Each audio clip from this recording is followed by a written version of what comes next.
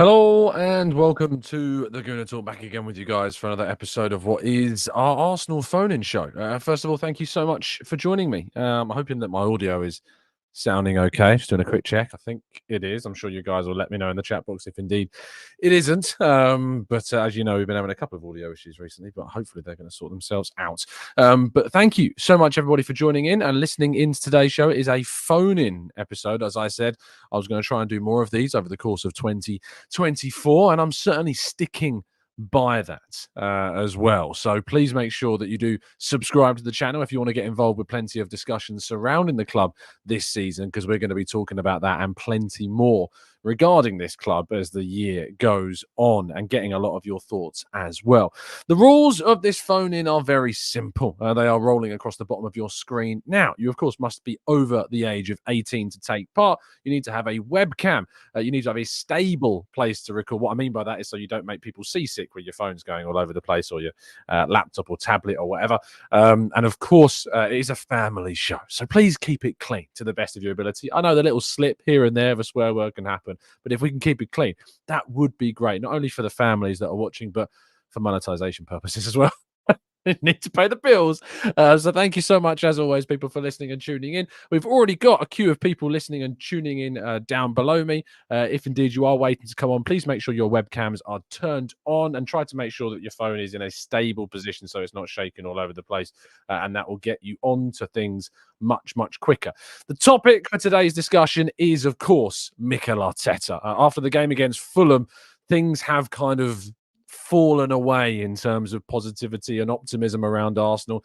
Words like title challenges have fallen away, I think, from the minds of plenty of people as well, as we see ourselves drop to fourth in the table ahead of Newcastle against Liverpool tonight at Anfield, which could dramatically change the context of the league table once again, even in just one game, which I think in itself shows and demonstrates how quickly things can change. And this morning, as I was nervously and perhaps naively perusing social media, trending was hashtag Arteta out, believe it or not. So what I thought I would do is jump on this evening to have a chat with as many of you guys and girls as feasibly possible, to get your thoughts and feelings about this very topic, about whether you've joined and been part of the gang of hashtag Arteta outers, or if you're stumped and confused about why indeed that is trending, or just to get your thoughts on the current situation of what Mikel Arteta needs to do.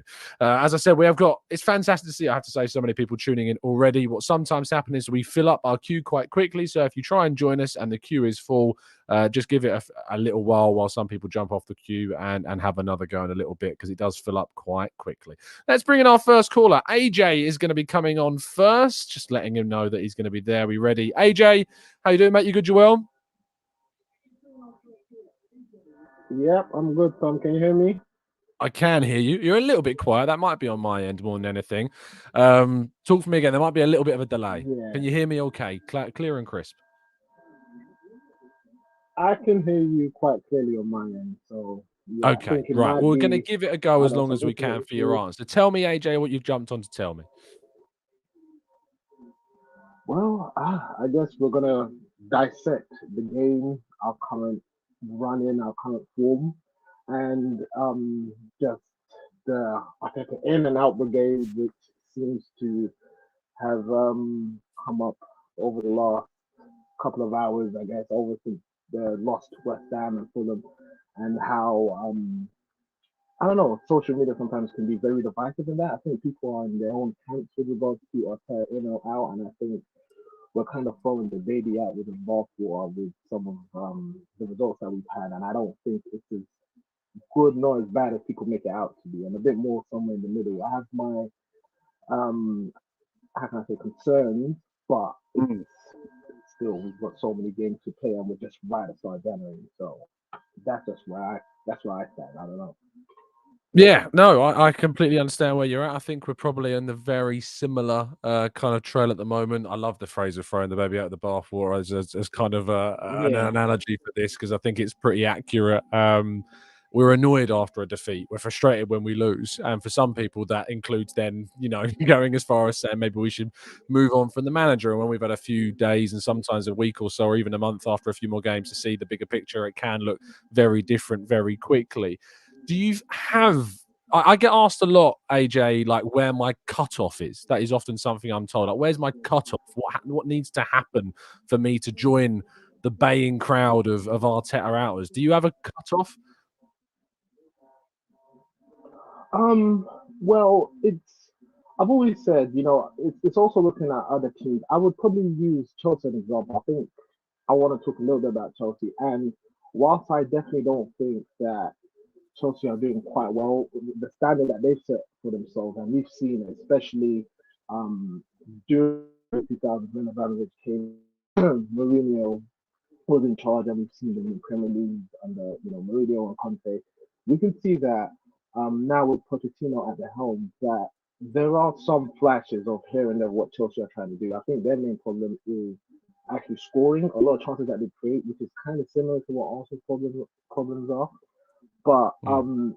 if that kind of goes away from Arsenal, and I don't see us progressing in any manner, or there's no development of certain players, and it seems like a lot of the players are no longer playing for the manager, then that's where I would say, okay, how far can Arteta take us? Because some people believe he's Mm. taken us as far as he can as of now. People believe like, okay, we've contended for the championship for the Premier League, but we've not managed to get over the line, and maybe Arteta hit that ceiling. Like, what's the next step? But at the same time, what manager can take us there that's available right now? And that's where a lot of questions come up with Arteta. For me, more so, my gripes come with regards to the system with the way Arteta does things. Yeah. That's where some of my questioning comes into play. And I look at Arteta slightly sideways, and I'm thinking, that's that might be a cause of concern, and I'm not sure if he knows how to get over certain humps.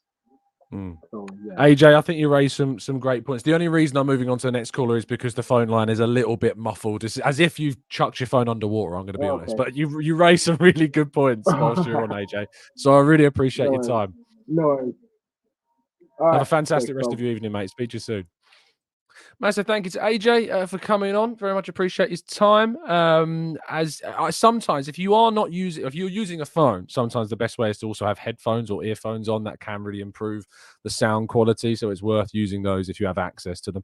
Abdul is going to be our next caller. Let's get Abdul on. Good to see you, my friend. Once again, joining us for a phone in. Hey Tom, how are you? Very good. See, that's what I mean by clear and crisp. That's what I want to hear. Yeah, How good. was your New Year, mate? Was it good? I'm happy we're not having any issues. Happy New Year's to everyone on the call. Um, Tell me it, what you're thinking, mate. yeah, it's rough, right? I mean, I've told you before. It's Arsenal's problem is that whenever we're on top, we just have to ruin it for ourselves. And it's like it's. I don't know if it's like we're becoming too predictable because I don't really See, I don't really agree with people who say like we're becoming too predictable. People are understanding how to play against us. I If get we have that. a play style that we're I really think we're good becoming at, a little bit too predictable, Abdul. if we have a play style that we're really good at, I feel like Mm. we should basic play our best style every game. Like Liverpool when they won the Premier League, they played the same. They played the same every single time. Every single game they've played, it's been the same players, same system. They haven't really changed anything. Like Manchester City is a bit like we can debate that because they have a lot of players on the bench, right? Mm.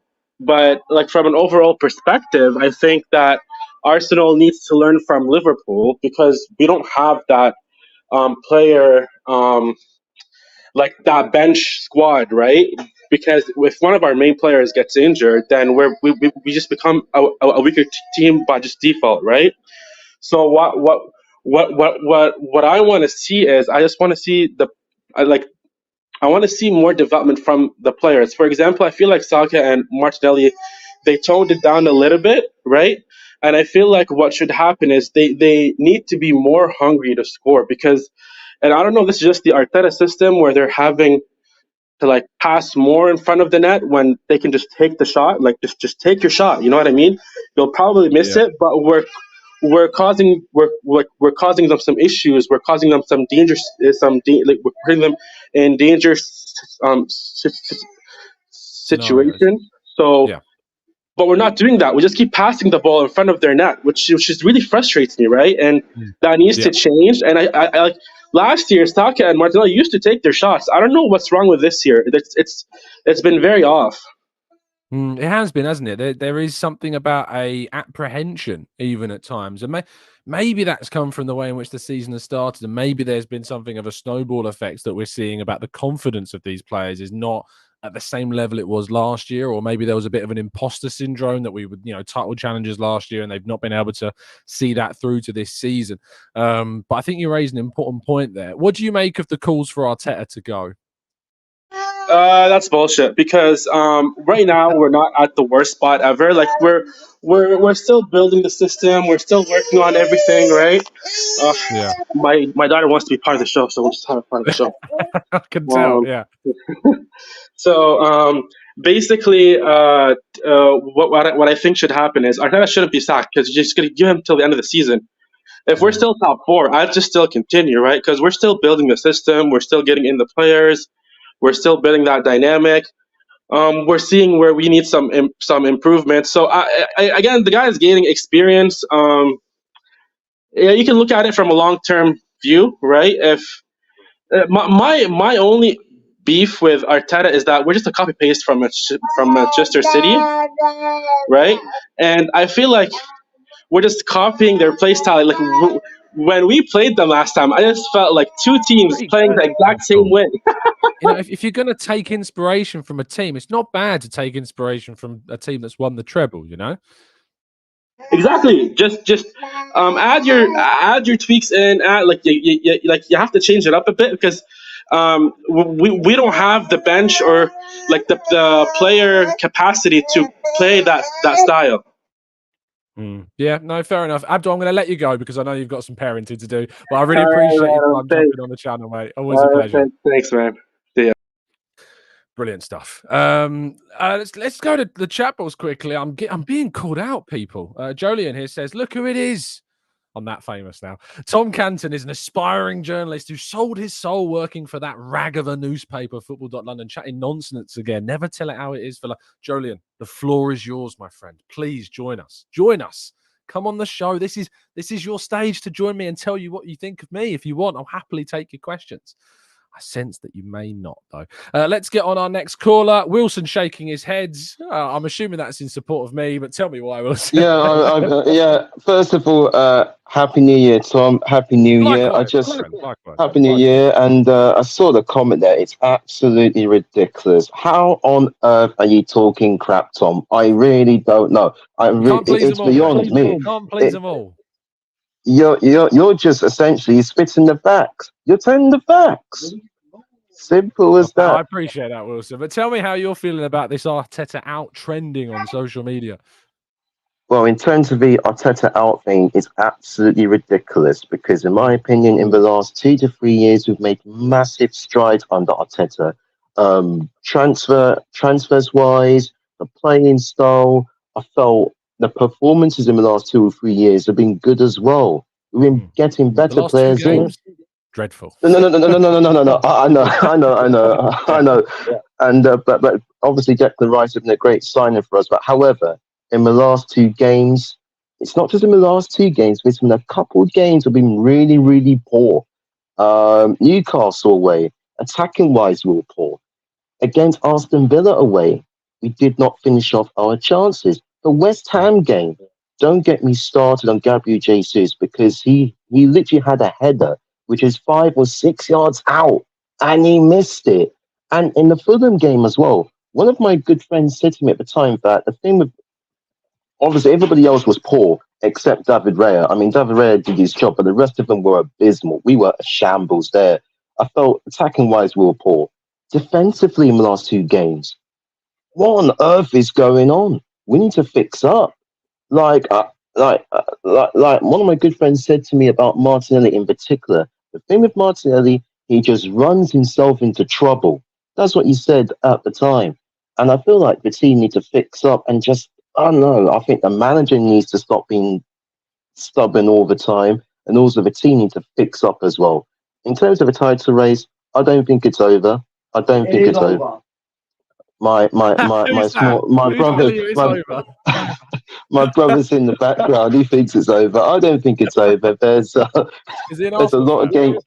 No, he's a Chelsea fan. He's a Oh, Chelsea there fan, you go. which I There you can't seem go. to stand. I don't think they can speak, mate. I don't think Chelsea fans can No, speak. they can't. No, they can't. In all seriousness, I don't think the title race is over. However, what Arteta needs to do, he's got to find a way to get the best out of our attacking players because we're toothless at the moment. Look what Man City have got: quality, quality. They've got Haaland and Alcaraz. Liverpool, their attacking options, they're exceptional. But Arsenal, we need to get. For me, the most important position in January is a striker. It's not just a striker. I feel like we need another winger. We need possibly another midfielder, but definitely another versatile fullback who can play right back and left back. Don't get me started on Shevchenko. Going forward, he's very good, but defensively, he's awful. We need to fix that, Tom, or otherwise things will get worse. Yeah, no, Wilson, I think you've raised some really excellent points. Your brother hasn't, and I'm so sorry that you have to live with a Chelsea fan. I really do apologise for that. Thank you for your time. Enjoy the rest of your New Year celebrations, mate, and I'll speak to you very soon. I will. Happy New Year, guys. He was going, Tom. Cheers, Wilson. Massive legend. Always appreciate him coming on. I'm going to get Leo on next because I noticed that Leo was waiting around for several hours before the show even started. Leo, how you doing, my friend? You good? You well? Yeah, fine. Watched the game and pretty much disappointed. Ruined my New Year's. Indeed, you're one of those that has the camera facing you, but your screen is somewhere else. You don't have to change it. It's fine. I know there's a few people that do this. You just it's one of those classic scenarios where someone does that. I used to do it as well, and I remember people leaving comments saying, "Tom, why don't you look at the camera, mate?" And it's because it was somewhere else in the room. You just don't like your subscribers. It's all good, Leo. What do you make of the calls for Arteta to be sacked that are trending on social media right now? I mean, like I've been an Arsenal fan for like nearly 20 years now, and people that are calling for that pretty much handpicked the games that they're watching. Like they're taking single occasions out of context and disregarding the broader picture. Because like if you're calling for a sack, then you also have to call like for who's going to replace Arteta. Like realistically, who's on the market then that can replace Arteta that brings the same level of detail, of commitment, and quality to the team right now that improves the team from the get-go? Like no one like that is available. Pretty much with that, you can that's kill what that I would argument. say. I'll be like, who? Like, who on earth? Because I remember the people that were saying Arteta should be gone wanted Eric Ten Hag, and look how that's going. You know? Oh yeah, I'm just waiting for the call for Graham Potter. I'm just waiting for it. Yes, yeah. The irony is that Graham Potter's actually my choice for England's next manager. But to be honest, anything's better than Gareth Southgate at the moment. So that is it's an entirely different kettle of fish. How do you think Arteta solves the problems that we clearly all saw on the game against Fulham? I'll go with I forgot the name. The second caller brought up a very good point in my Abdul. book. He said like if you're very good at one thing, you only need to adapt that one thing because you can't defend against it. The best example for that would be Barcelona. Like everybody knew what was coming. Everybody knew what was coming for 4 or 5 years, and people couldn't cope with it. Same thing with Ian Robben on Bavaria Munich. That was a huge meme here in Germany. Like everybody knew he's going to cut inside and shoot with his left foot, and he still managed to do it. So I think what we need isn't more versatility. It's like more penetration in that sense and more stability. I think we sorted out the midfield with Rice. I think he's holding us together like pretty well. I think a huge issue is our left hand side because Martinelli isn't a good defender. He's good at tracking back. He's very has a very high work rate, but just isn't a threat defensively. And Zinchenko clearly has his qualities in another part of the field. He, in my book, is more of a 6 or an 8 than a left back. And Tomiyasu and Kiwior just can't fill that gap. You saw that pretty impressively against Fulham yesterday. That Kiwior just can't play that. We were one man down. I think Tomiyasu's better, isn't he? Like, I think Tomiyasu can play the inverted left back role, but nowhere near to the same stylistic level as a Timber or as Zinchenko. Yeah, I think yes, you're right. and I think that's our main issue at the moment, that most of our creative output falls on Odegaard. And one thing that went through my head, like the last two games, also on West Ham, but mostly like Fulham, Odegaard looks tired. He looks fucking. Sorry, he looks. He It's looks Abdul freaking. blew it earlier, I think it was anyway. So it's all good. He looks freaking tired. Yeah. Same with Saka. Like the spark and the dynamicism that both of them had, like a beginning of the season, that made them so hard to play against, seems kind of worn out. And teams are starting to even triple Odegaard at the moment and double Saka and Martinelli. And I'm kind of missing Jesus stepping up, like yesterday, in Ketja stepping up, or Havertz stepping up. Havertz is doing a great deal defensively. I think he's improved our pressing a lot, and but I think he lacks a thing that a Trossard maybe brings to the midfield, or even if Smith Rowe could bring to the midfield, which is someone that's criminally underused in my book, to just alleviate the pressure of an Odegaard, because that's the thing that makes Man City so strong. Like, if people are starting to triple Foden, Doku's just gonna run over you on the left side. Or if De Bruyne gets fit again, who are you gonna triple? If you triple De Bruyne and Foden, then Haaland has no one to mark him. And that's I think the issue, that we rely too much on single individuals, and those are just a little bit too worn out at the moment to create those special moments that won us games like a couple of weeks ago. Leo, I think you're spot on, and I think you raised some really, really strong points in that, especially about the left back position. I think we need to make sure that left-hand side overall, I think, is in need of something different. I wrote a piece there about how I would actually quite like to see Emile Smith Rowe start on the left-hand side against Liverpool, just to bring something different and trial it. But Leo, thank you for your time, and thank you for being so patient. I noticed that you were in the call well ahead of everyone else. It was only because you turned your camera on a little bit late that I didn't get you on first. But yeah, thank you for your time, mate. Yeah, have a nice day. You too, mate. Fantastic stuff. Next on my list is Jonas. Let's get Jonas into the call. Jonas, how you doing, my friend? You good? You well? Hey, Tom, how you doing? Very good, mate. Very good. How was your New Year? Yes, You I can hear hear you loud and clear and crisply, Yeah, which is I'm always speaking good. on Good New my Year. on my Apple book, so on my MacBook. So I never tried this before, so I just have to check the sound is all right. No, all good, mate. Tell me what you want to say on this topic. Is this a topic of Arteta out? Then it's just a disgrace. I don't think Right. that's where we should go, because in these 4 years we have seen the best progression the club have made since the early Wenger days. So just sack the manager because of we're having a little bit of a setback right now. It's not the way to go. That's my opinion. Yeah. Why do you think people do want him gone? I mean, it doesn't get trending on social media, without significant number of people calling for it. So we can talk about the loud minority, and I mean, to be fair, I say it takes a significant number of people. If I get the exact figure that there was around 2,000 tweets on the first day of 2024 that included the words #Arteta out, which could be bots, could be, who knows who, but that's a lot of people still. Yeah, but it's 2 losses in a row. When we had that last? Was it last season, or was it When did we lose lost 2 three Premier League games in a row? It's a fair question. I'll have a look while you're carrying on. Yeah, because 2 back-to-back losses. Yeah.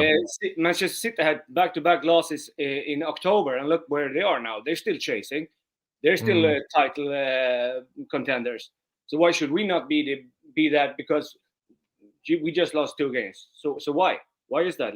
I don't understand people sometimes. It was at the end of last season. We lost 3-0 at home to Nottingham Brighton, and then we lost 1-0 away at Forest. Yeah, that was the last time. But before that, you're going back a long, long way. which was three straight losses the season before. Yeah, we lost at the end of the previous season again. It was the last few games. We lost 3-0 at Spurs, and then we lost at Newcastle. Quite ironic, isn't it, that those double back-to-back defeats happened at the end of the season. It's quite interesting that that's a theme that's developed there. But what do you think needs to change? Or how does he change what has happened? How do we stop this slide that we're on? I don't actually. I don't think it's. We can't blame the injuries because look at Newcastle, look at Manchester United, look at the other teams. They have injuries as well. You say that, like we say we can't blame the injuries, and look at those teams. But Newcastle aren't as good as what they were last season. I mean, they're ninth. Manchester United arguably aren't as good. I mean, they got in the Champions League last season. So we say we can't blame the injuries, but the two teams we've used there as examples are significantly worse than they were last season. Yeah, that's true. But I think I don't like to use no, neither do I really because we're better than that. We have a great squad. We bought in great depth in, and unfortunately we got our new left back injured the first match of the season. So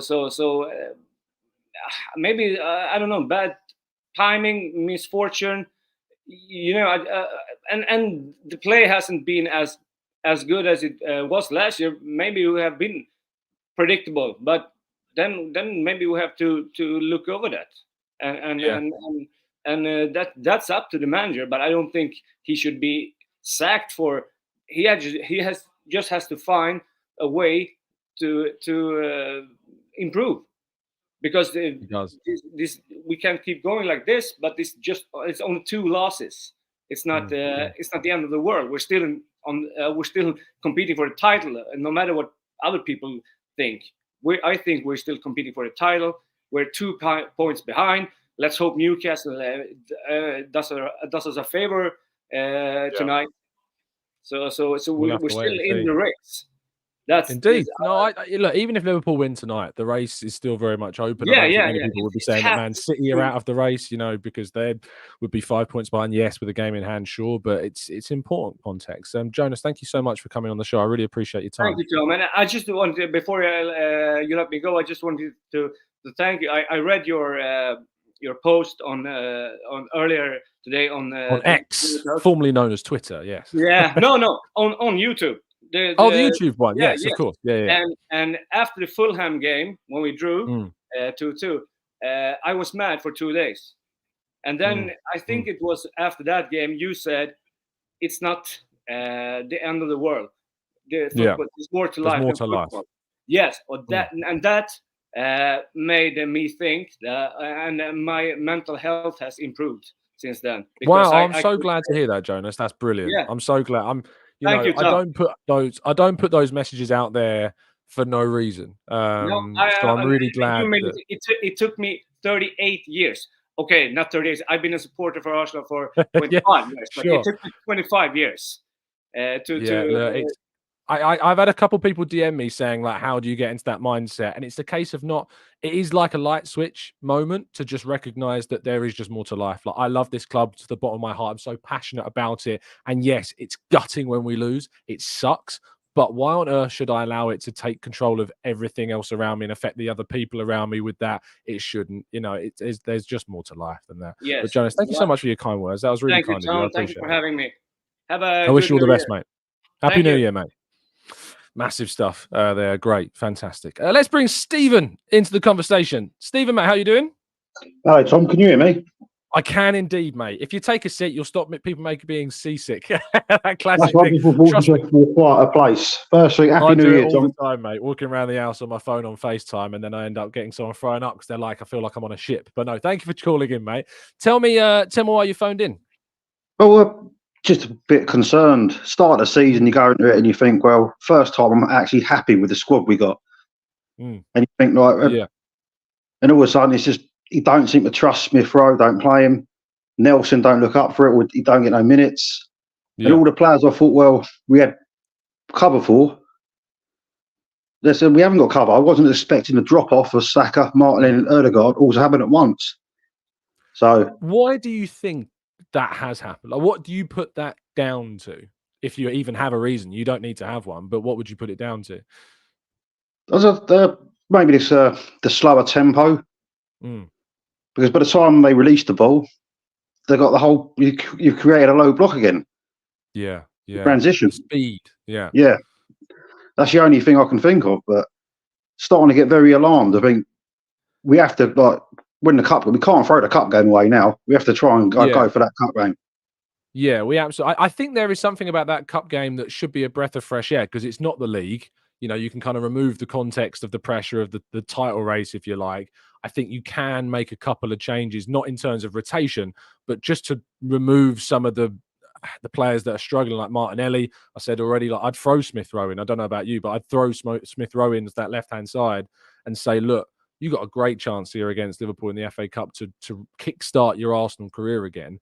On that left-hand side where you made your name and earned that brand new contract in the number 10 shirt, go out and do it again. Do you feel as though that is the right way to go, or do you think players need to be played into form like Martinelli and Jesus, etc.? I don't think they can. I think they can't be played into form. They've had too many chances. I think they need to be taken out the firing line and throw your Smith Rowes in and people like that. But I'm a big fan of Smith Rowe, but he doesn't seem to get the minutes though. So why? I genuinely, people say this to me, like, why is Smith Rowe not playing? And I say to them, I genuinely haven't got a clue. Like even from speaking to people in and around the club, the messages I get are that he's fully fit, he's back from his injury, he's in the squad for that reason. But there is no explanation as to why he's not playing. So it must be a Arteta decision, you know? I think it is, but as much as I admire him, he's a very stubborn man. He backs himself, backs his decisions. Also, in this case, bad, yeah.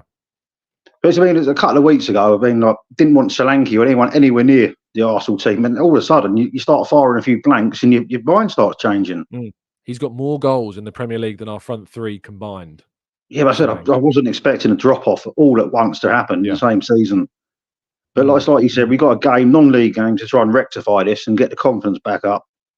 Yeah, I fully expected to beat Palace when we played them, but I was fully expecting to beat the last two games we played. To be fair, and that's the other thing that's confused me is when we lost to Villa and Newcastle. I thought we had enough chances in that game to get something out of the game, so I wasn't bothered about it.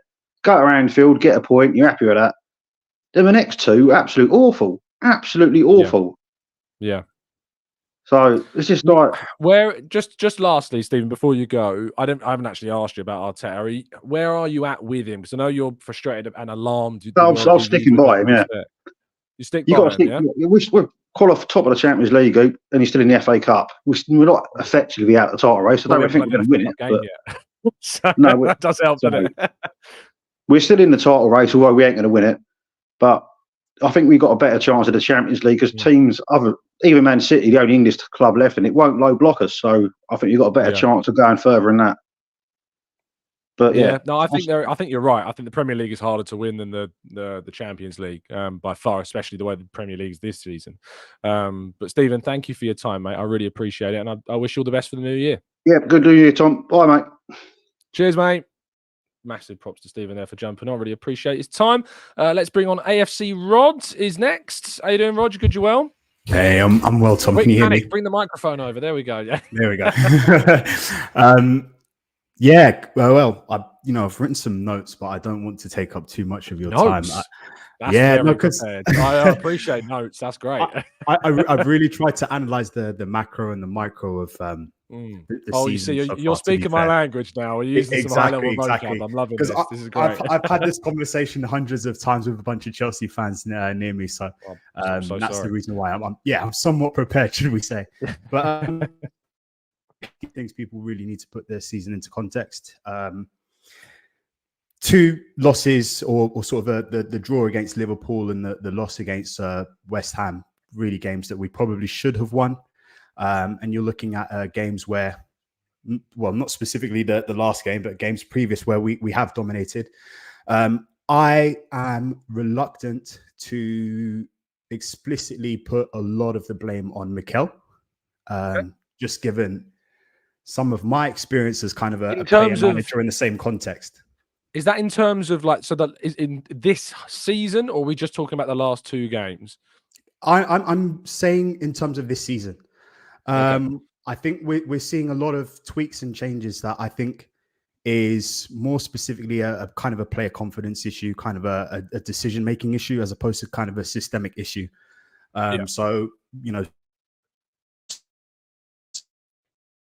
poor deliveries. Oh, okay, you're back. Sorry, you cut out for a second, but you're back, Rod. Keep going. Oh, apologies. Yeah. So scenarios where wingers are getting into position, Saka and Martinelli, and sort of making poor deliveries.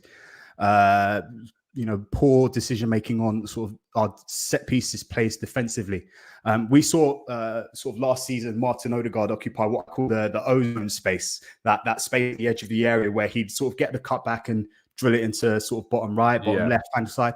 But this season he seems to, for one reason, and it may be an Arteta instruction, not occupy that space when sort of the balls are in those dangerous areas. Weird, considering he scored a lot of goals from that position. And even sort of the utilization of Havertz as well. You'd imagine that if size, stature, aerial ability, when Saka and Martinelli are getting to those sort of dangerous areas, they're looking for sort of cross the box. We tend to, delay the opportunity to swing the balls into the box. So it's quite a tough one. But again, the macro is we're doing just fine this season, and all this blip. I think there's a massively unrealistic expectation that we would, steamroll the league again and kind of produce what we did last season. But teams we didn't steamroll it last season. For a good portion of the season last year we did. But it's Sure. that case of teams now understand and kind of build and want to play against the systems that you're deploying as well. So we have to factor that in. Man City have seen blips in their form when key players have been out, and we look at not having Timber, not having Partey, who was such a massive cog in our success last season. So there's lots of key elements that really don't explicitly fall to Arteta or sort of aren't in his direct control, should we say? The argument for Arteta out is harsh in my opinion. I think we definitely need to take this season to really evaluate and kind of take stock of how far we've progressed, because we have seen tangible growth through the sort of last 4 seasons that he's been here, and I think every Arsenal fan in the chat will agree that trophies are sort of almost mandatory this season. But again, it's that context. We're playing in one of the most difficult leagues in the world. We are competing against some juggernauts in our league. You'll be told that you need to raise your standards, mate. That's what people are going to say to you. Certainly so. We should have high standards for our squad, but we need to be realistic and we need to understand that certainly at the pro level of sports, the margins, as Mikel said, are so small. It's injuries to players for an extra week or two. It's decisions not going your way in certain games. It's a whole heap of reasons that you may not even be able to control. I think if we assess kind of Man City's sort of dominance in the last few seasons, correct me if I'm wrong, I think that their margins for sort of league wins have been sort of 2 or 3 points. 2 out of the 4 seasons that they've won them, right? So they've been really incredibly tight campaigns, and we need to recognize that we're not there yet. We're not the finished product. We're not going to absolutely dominate, but we are making some progress. The league is a long race. We have 18 games to improve, a transfer window. We're still in the Champions League, so we're in a really good position at this point in time. Yeah, I think we are. Rod, thank you so much for jumping on. Really appreciate your time, mate. No, thank you. I do want to say, Tom, I've been following your content for a good while, and at the sort of beginning of the time of following you, I was a bit hazy on some of your opinions, but I kind of very normal. Sort of the last 2 or 3 years, I've really come to understand that you have quite a based, objective opinion on the Arsenal. So I really appreciate your content. Oh, thanks, man. That's really kind of you. Yeah, I'm not surprised. Like, my view changes. I say it changes. It's remained pretty consistent on a few things, but being open to changing your mind is the key thing I always find. So yeah, I really appreciate your kind words, mate. Yeah, absolutely. Cheers, all the Arsenal. Thanks, man. Have a good New Year. Speak to you soon. Bye. You too. Must appreciate Rod for coming on. Fantastic stuff. Let's get our next caller on. Our next one on my list down the bottom is Hugh. Hugh's up next. Let's bring him into the call. How you doing, Hugh? You good? You well? Doing good. Happy New Year to you as well, my friend. Happy New Year. The connection is a little bit dodgy. Just to give you a heads up, we're going to trial it, and hopefully it'll sort itself out, because it's a little bit robotic at the moment. I know that I'm a bit of a fan sometimes of robotic audio, but if it doesn't work out, we may have to move on. Tell me where your head's at, mate, and I'll cut in if it needs to be cut off. I would say right now, in terms of this season, it's not going as it's supposed to. I think a lot of it does have to go down to Arteta, especially the last 2 games. I think we attack so rigidly and not as fluid as we were last season. I think a lot of it has to do with players staying in their positions and not floating around. I feel like Kai Havertz, not to be a dead horse, but he's not the midfielder that I think we needed as a box to box. That's really exposing some weaknesses with Chicken Rice and Odegaard. And obviously our two fullbacks kind of not playing well at the same time. All is kind of goes back to the manager saying if more than half the team is not in form, that has to go to the manager. I think that's where Arteta out may be too aggressive, but questioning the manager right now, I think, is not wrong. Yeah, fair enough. I've never said once that I don't think people can question. I think anyone's allowed to criticize. Anyone can have a valid criticism, especially if they come with evidence and reasons behind it. It's kind of the blind stuff that really gets on my nerves. Hugh, I wanted to let you get out the rest of your sentence because it was just holding up. But I'm going to move on if that's okay, just because it is very robotic. If you want to rejoin, if you can improve your connection, then feel free. But it's a little bit too dodgy to carry on. But thank you for joining me, Hugh. I really appreciate it. No problem. Have a good one. Thanks, Hugh, for coming on. Apologies about the connection. Hopefully, we can improve that in future ones. By the way, if you are on the call and if you've been on the show, I'm not being rude, but I'm going to need you to shoot off just because obviously we need to open up space for new callers to jump in. So make sure you tune back in on the YouTube to join us, just so because I can only have 12 people down below. So we need to open up space for new people to jump in. Next up on my list is Richard, who joins us, who I'm actually really excited to speak to because Rich Carner has been one of the longest listening commenters on my chat box for a long time, and I've never put a face to the name, but now I can. Richard, how you doing, mate? You good? You well? I'm all right. Happy New Year, Tom. How you doing? Likewise, man. Likewise. First of all, thank you for your very, very committed listenership to the channel. It is appreciated. It's been a pleasure. I guess I just wanted to echo what other people have been saying. You've talked quite a lot about Arteta's coldness when you talk to him. And I don't think he's treating the second 11 very well. In a way where now the first 11 isn't delivering. They're not ready to come into the team. Players like Smith Rowe, I think probably Ramsdale as well, they've been a bit neglected. They're probably not match fit. The first 11, he's been over-reliant on it. And all of a sudden now we're a bit screwed. And it's really a shame because he's done a terrific job. The idea that he should be fired is it's ridiculous. But at the same time, I think there's a group of players who are probably feeling a bit disillusioned, a bit unsupported, and we really need them now. I think it's a really fair point, especially around Smith Rowe. I can't quantify why he gets 10 minutes against West Ham and no minutes against Fulham in 2 games where you need to bring someone on to change things. We know he's very forthright in his view, in his way of doing things. He's very principled in that manner, and if he gets his head around something, it's very difficult for him to kind of move away from that. The goalkeeping situation, I think, comes into this with Ramsdale. I think it's a problem that didn't need to be created. I've got no issue if you want to upgrade a position, but if you're going to do that, especially with a position like goalkeeper, which is so unique because you can't really rotate or make substitutions with these types of positions, even though Arteta claimed once that he might have done, which I'm not sure was so true now. We can look back on that so far much down the line. But if you're going to upgrade and somebody's not going to be getting minutes, they better be significantly better, and convincingly better. And I think Ray is good and has done some good things, and he's in the same bracket of conversation as Ramsdale. But because he's not significantly better and not convincing us that it was worth the investment and worth the time, I think that is building into your argument, Rich. So I agree with you. And that's why I think it's important to talk about this from the context that we've come at it, is in we're talking about the extreme end of the spectrum of I can't quite believe that there are people shouting for Arteta to be sacked. But we can come down a fair few rungs of that ladder to these are what the genuine criticisms and genuine concerns that we have. And I think, Rich, you raised them.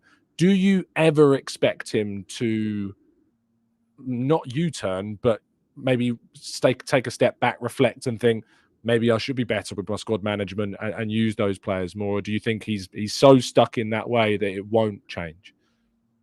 What would it take to change it? I mean, I guess, you know, he could get some therapy. He could, I mean that in a tongue-in-cheek way.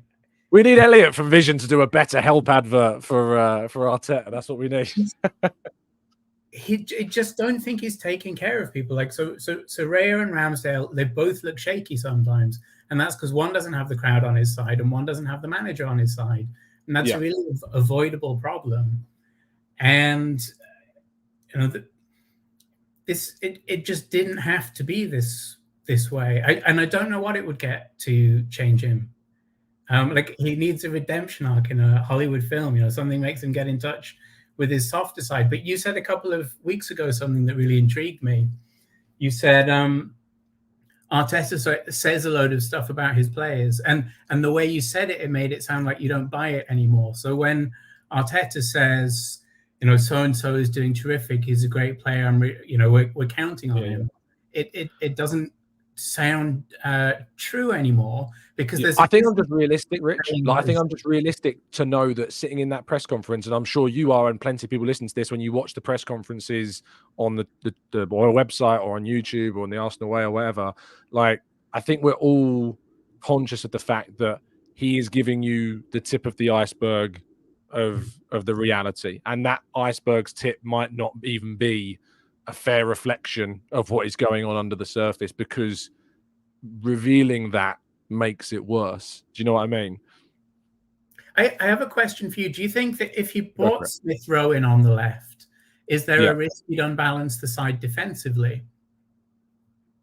Potentially, but we're arguably already unbalanced on the left now. I think if you bring Smith Rowe in and Partey's not fit, what you do is you bring Jorginho in as well, and you move Rice probably ahead of Jorginho. And then I think you can still use Zinchenko if he's fit or not. But then Tomiyasu coming back is obviously a bit of a boost for us. I know he's going to be going off for the Asia Cup soon, but I think he should be available for the Liverpool game. In which case, I think Tomiyasu, Smith Rowe, Rice, Jorginho, it gives you, I think, a good foundation to allow Smith Rowe to be him. But I don't expect him to play. I'd be shocked if he starts, you know? So I guess, as I always say, Rich, we're going to have to wait and see what happens. But yeah, Rich, I really appreciate your time and jumping on. And it's, as I said, it's really nice to put a face to the name. And thank you so much for listening. Been a pleasure, Tom. See you again sometime. Speak to you soon. Have a fantastic day, mate. Speak to you soon. Fantastic. It's so nice when you have people in the chat box that have genuinely been watching the channel. Not that people that are new to the channel in any way, I don't want it to be disparaging anyway, but it's so nice to see names pop up in the chat box every single day that listen to the channel, and then to see them jump onto a phone-in show. Honestly, that makes my day. It's fantastic. We're going to go to, let's go, Daniel. If you put your camera on, mate, you're up next on my list. And then we've got Speller after that. So, Daniel, I'm just shouting out because I know Daniel has to, just to check of his. What we might do is, Daniel, if you can get your camera on, I'll get you on in a very short second. Maybe our next guest, if you're not listening to me.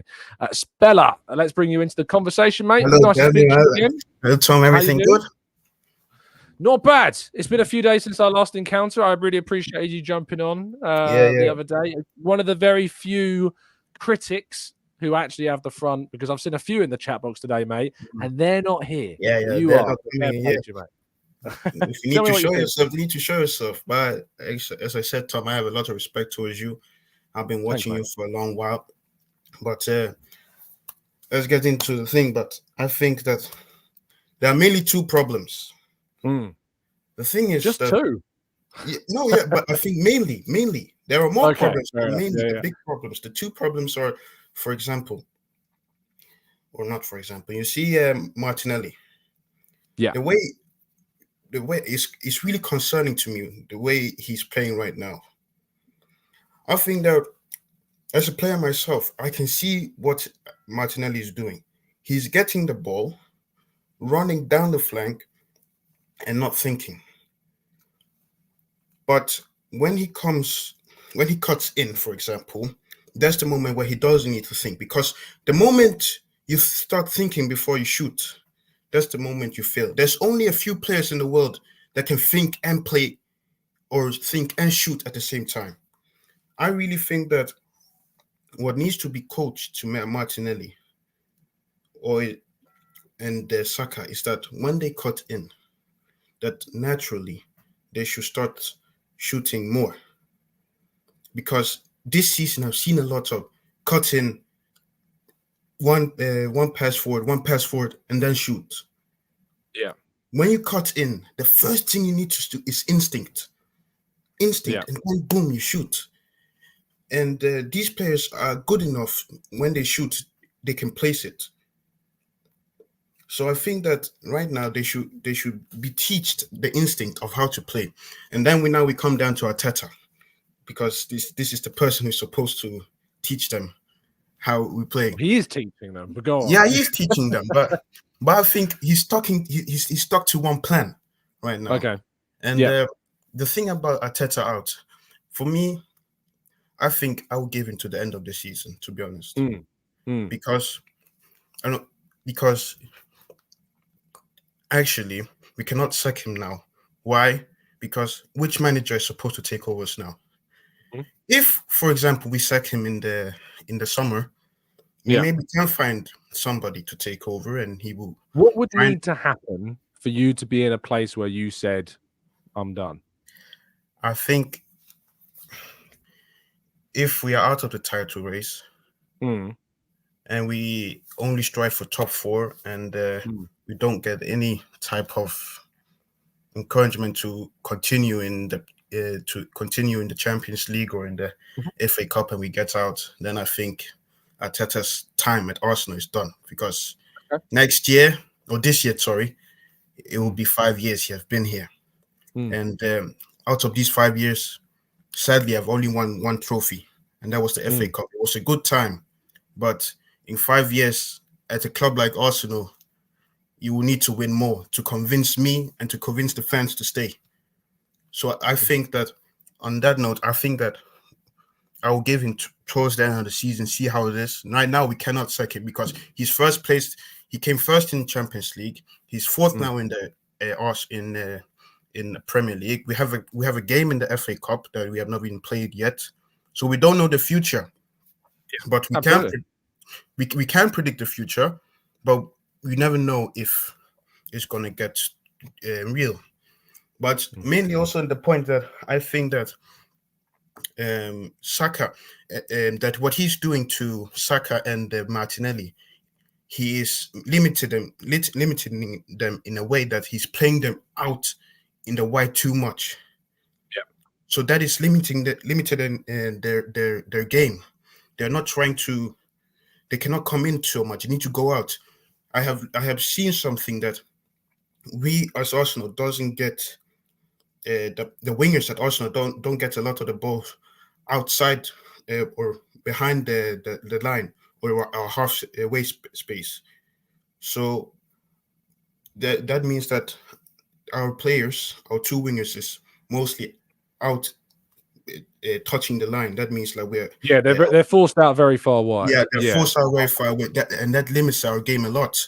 It does. And teams seem to have worked us out a little bit in that regard, and they know how to defend against us because we aren't penetrating well enough centrally. You know, we aren't playing those balls through to like was it? I think it was it wasn't Rich. It was our caller before Rich that was saying it, that we aren't using Rod. I think it was that was saying that we aren't putting the ball into the ozone area enough, where Odegaard was, popping up in that penalty box space. We haven't done that. He hasn't been in that position in so long. And I can't remember the last time he scored. Maybe it was Manchester United at home was the last time I think I remember him scoring a goal in that position. I might be wrong. There might have been a later version of that as well, but I'm struggling. And I think that's because teams have worked us out a little bit more. And Arteta, as you said earlier in the call, is a bit too one-dimensional right now. We don't have that plan B and C and D and, those other options. Last word on this. So go for it. And I know what I would have loved right now. I would have loved to have Tierney, because he would be overlapping. It would be so good for Martinelli. He would be injured, mate, if he was for most of this season. Yeah, I know, I know, but maybe I know we cannot call him back, But if he's in another planet, if we could have called Tierney back, it would have been so great for Martinelli right now, because the overlapping will be crazy, and the Martinelli game will go up, because I think Martinelli really needs space. That's the thing he needs. He needs space and he needs instinct. That's the two things he needs. Saka has always that, but he just need to take the shot maybe earlier. And I think for Odegaard too, he needs to. I think it's now we come to Mikel again. I think Odegaard had been instructed to do this, because last season Odegaard would get the ball and he would just shoot it. But now you see him too many touches in the box. Too many times he touched the ball and then he'll think before he shoots, and then he'll say, no, let me pass it forward one more time, and then he will shoot. Last season, he'll pass the ball once forward and then shoot, because he has the instinct. This season, I think Mikel Arteta have been taking away that instinct from the players in some kind of way. Okay, fair enough. Speller, I really appreciate your time. Yes. And thank you for coming on, mate. Thank you. Have a fantastic rest of your day, mate. Much appreciated, Speller, for coming on once again. Let's bring our next caller on. You may recognise him from Daniel Bailey TV, or, of course, his appearances on AFTV as well. Daniel, how you doing, mate? You good? You well? I'm good, Tom. How are you? Yeah, I'm very good, mate. It's been a while. Where have you been? It has been a while. Do you know what it is, mate? I've been busy, like with family stuff and not having a guide dog, so I haven't been at the Emirates much. So my season ticket has hardly ever been used. Oh man, that sucks. I mean, I I've hope had that gets to sorted out for you soon. I mean, the amount of times I've had to post my ticket on Ticket Exchange this season. Yeah, play for you for doing it, mate, because not enough season ticket holders do that, you know. So fair play for you to put it on Ticket I always do, mate. I always do. You know, as an advisory board representative, it wouldn't look good if I didn't do it. You know what I mean? Very true. That's very true indeed. Yeah. So, tell me where you're at with this topic, then, mate, because I know that you were passionate enough to message me about coming on. So, where are you at with the whole Arteta out trending today? So I'll break it down into little sections, because there's a few points that I wanted to pick up on the other callers. But with this Arteta out stuff, it's embarrassing. I find it deeply embarrassing. I find I actually just find myself laughing at a lot of it, because our fan base, and mostly formerly Twitter led, is we just seem to go from ecstasy to crisis, and then back to ecstasy, and then back to crisis. There's no middle ground, and it's getting boring, and it's actually more draining than the actual football itself, to be quite honest with you. It's incredible how so many people get triggered by a couple of results. But you know what? I look at December and I think every team, if you're going to win a title, every team has a sticky patch. And I would rather have the sticky patch in December than, say, for instance, when it happened to us last season, right in the title, the title running. Because let's be honest, titles aren't won in December. You know, we've seen it historically with seasons gone by where Man City do this. They have a very slow start. They have a very conservative start. And then when it reaches the business end of the season, they go into robot mode, and they peak. Yeah. And I just wonder if this is what's going to happen with us, because we're not quite at the level where the performances are bad, but we seem to be going about our business very pragmatically. We're not peaking. We just seem to be getting buying games, but we're still in the race, like we're only 2 points behind. We're not out of it by any stretch of the imagination. And I just wonder if Arteta's looked upon it and gone, listen, we had a brilliant season last season where we blew teams away and then we almost burnt ourselves out. And I think we're at the stage we are at now. Yes, we are burning ourselves out in the sense that we're not creating much. But I do think... How do we solve it, mate? How do we solve it? I tell you, first and foremost, we need to make some changes. We need to look.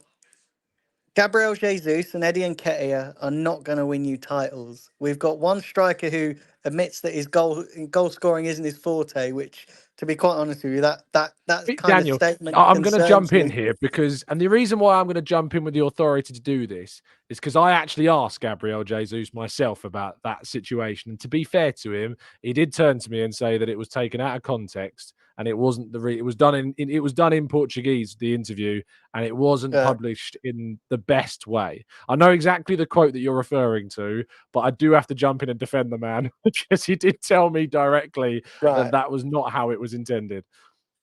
Right, fair dues. You know what? Obviously, you got your finger on the pulse a lot more than I have.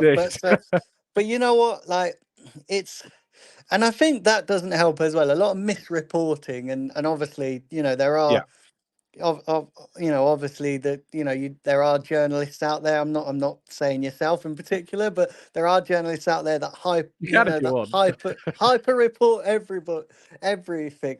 But I wanted to I wanted to touch on this Raya Ramsdale situation because a lot's been made of this, and I actually think there's a perfectly good reason as to why David Raya is not performing. Now, when you take it back, when he was signed, nobody wanted him at the club because of everyone's love for Aaron Ramsdale.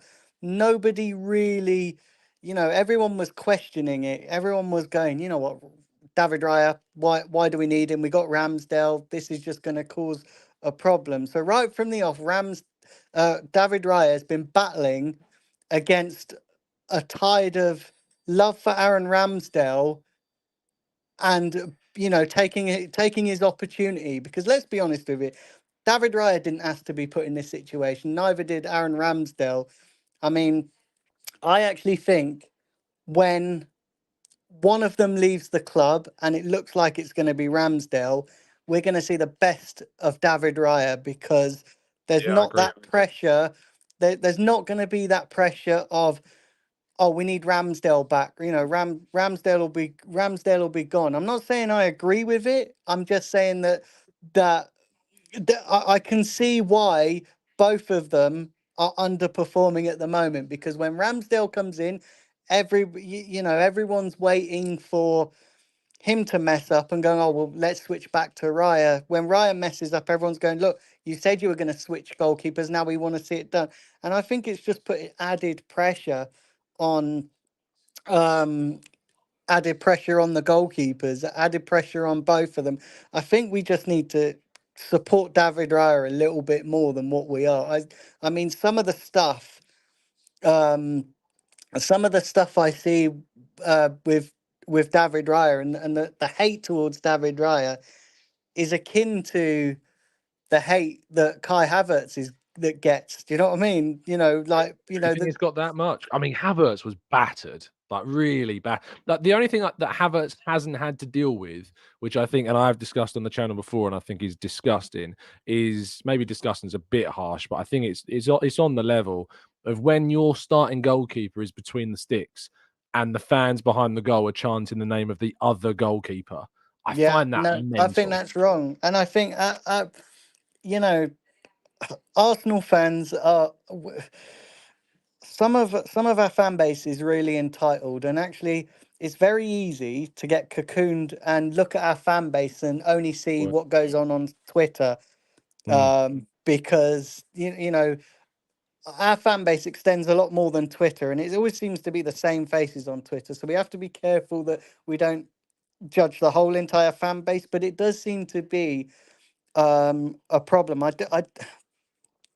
don't know, Tom. I honestly, I think we should just be supportive of David Raya. I think, look, you can have sympathy for Ramsdale because he didn't create the situation. He didn't want to be dropped. But we have to trust in Arteta a little bit. There's a reason why he's getting paid millions of pounds a season. Do you know what I mean? I'm not saying that Arteta isn't immune to criticism, because there's lots of things that we could criticize Arteta for. I actually think he's stifled our attack with these new tactics. I actually think that our attacking players aren't aren't so much being, whether it's down to teams knowing how to defend against us. Because the other thing I want to point out is that we look more free flowing in the Champions League. Our attack looks more like last season's attack in the Champions League because teams aren't just sitting and waiting for us to break them down. They're coming at us and which is leaving space in behind, which we don't get in the Premier League. I think there's a lot of teams in the Premier League that are more conservative. I think there are a lot of teams that have become more conservative, especially when they play us in particular. Yeah. And that has been a result of what we did last season. And I think Liverpool being poorer last season has ironically had the opposite effect. At least at the start of this season, they've actually been more open against the Liverpool side that they maybe thought that they could be, get more joy, if you like, against them. Man City, they're always going to face the same challenges every year. And that's why they are such an impressive side and a juggernaut of a team. But go on, Dan. The other thing I want to say, just because I realised, we're strapped for time, but the transfer market as well. Do you know what I would do in this transfer market? Go for it. Which is not ideal because let's be honest, we're not gonna get Ivan Toney. We're not gonna pay that big money. If you believe all the reports out there, is that due to financial fair play, it's just not possible. So what I would do, unless you're gonna sell a couple of players, unless you're gonna sell a Ramsdale, sell a Smith Rowe, and maybe sell an Eddie Nketiah, which will enable you to bring in one, which enable to bring in maybe one player. And I don't actually think the striker is top of their list. I actually think the striker position is top of their list for the summer. And I actually think a versatile defender, because I do think Jurrien Timber's injury has actually thrown a lot of all this into chaos. So I don't think Arsenal ever was banking on Timber getting injured. I think they were banking on maybe getting a striker in January. But what I would do is I would, and a lot of people are going to disagree with this, and even I, when I seen the reports, even I was a little bit like, maybe I wouldn't do this, but actually thinking about it, I would do this. I would get in a versatile defender, which we really need right now. I would take Dominic Solanke on a 6-month loan to the end of the season. What on earth would Bournemouth do that? Which brings in a striker. Because look, it's possible. This is what I would do. I'm not saying it's going to happen, but this is what I would do. I would take him on a 6-month loan, because if it doesn't work out, then you're not obligated, or you're not obligated to buy him. And with no disrespect to Bournemouth, when Arsenal come calling, you're not going to turn that Solanke's not going to turn that opportunity down, is he? Let's be honest. Bournemouth might. Yeah, but what I would do is I would get him on a loan, get a versatile defender, and then sort the striker position out properly, because I do think that's an area. If anything's going to cost us the title, I think it will be that, not scoring enough goals, because when Eddie and Jesus aren't scoring goals, I struggle to see where the goals are coming from. I'd like to see more from Odegaard. I'd like to see more from Saka. I mean, Saka, to me, looks like a player who is absolutely knackered from playing too much football. And I know that sounds really bad. The reports today are that he's actually been carrying a little bit of a problem. So yeah, and I actually do think. I mean, if you're not gonna get a striker in January, or you're at least not going to entertain loaning one, at least loan another attacker. Just to cover for Saka, so we can give him a break. Because let's be honest, Vieira isn't gonna really. He's not really. I'm not convinced. Smith Rowe, I don't know. I think Smith Rowe has done something to upset Arteta, and we've seen him hint at his lifestyle choices, and I wonder if that's the reason why he's not being picked. In the past, Arteta's hinted that he needs to make lifestyle changes, and I wonder if that's the reason why he's not being picked, not necessarily because of his footballing ability, but because his attitude isn't right. And then other than that, we've just got too many passengers on the subs bench that aren't really up to the level. I mean, you see the drop off. We saw the drop off just from not playing Jesus against Fulham. He was at the drop off from Jesus to Nketiah it's terror. It's massive. It's so big, you know. And that's the same, Daniel, for a number of positions. And I think you highlighted that really well, especially in regards to what you said about the priority maybe not being striker. I think it's other areas, and you're right. I think you've covered it really well, Daniel. I really, really appreciate you jumping on the show. I am pushed for time with other guests, so I'm going to move on if that's okay with you. But thank you so much for coming on. No It's always problem, a pleasure. mate. Thanks for having me on. Absolute pleasure, mate. Have a fantastic Happy New Year. New Year. Happy New Year to you, and Happy New Year to everybody watching. Thank you very much, Daniel. We'll see Daniel very soon. Absolute legend. Always appreciate it. You can check out his channel at Daniel Bailey TV. Make sure you go and listen to it. Those that are waiting down below to come on, I have put a order of service, if you like, a little order of callers. If you check the private chat, all of your details should be there unless I've missed anyone. So up next on that list is Dan, who is very professionally equipped with a green screen. How you doing, Dan? Good, you well? Not too bad, mate. Nice to see you again. This is the second time I've graced your live streams, if you remember. I mean, I've had so many on, you'd be surprised that I do, but I do. So thank you for coming on, Dan. Yeah, I think the last time I was on, we were talking about Nketiah's new contract. I'm aware of the fact I'm lagging slightly as well. Was that the time where Gabriel put that tweet out where he like lambasted fans for having a go at it? I feel like that was accurate. Yeah. It's kind of ridiculous. Anyway, we'll be a whole different topic now. But from your armchair armory position, tell me what you think about Arteta out trending on social media. I mean, that's why I was moved to come on, really, because I'm kind of getting sick and tired of seeing this every time there's a few, negative results, let's say. Yeah. I feel like a lot of our fans have short memories. Because if you think back to the end of Arsene Wenger and you think back to Unai Emery and you think back to sort of like the early days of Arteta when Sanyehi and people like that were still there, the situation was a lot worse than it is now. And if you think about it, Arteta has taken us from the ashes and brought us back to some kind of challenge, So that's why I felt like the need to come on, because I think it's ridiculous. And I'm the previous caller, who's also a namesake of mine, summed it up quite well and said a lot of the points that I was planning on saying. Like, as I said, things were a lot worse back then. And Arteta is, even though, yes, we've only won an FA Cup, but the fact that he's kind of in Community Shields, don't forget, Dan, come on. Oh yeah, the Community Shield, the trophy that isn't a trophy, as I like to call it. Yeah.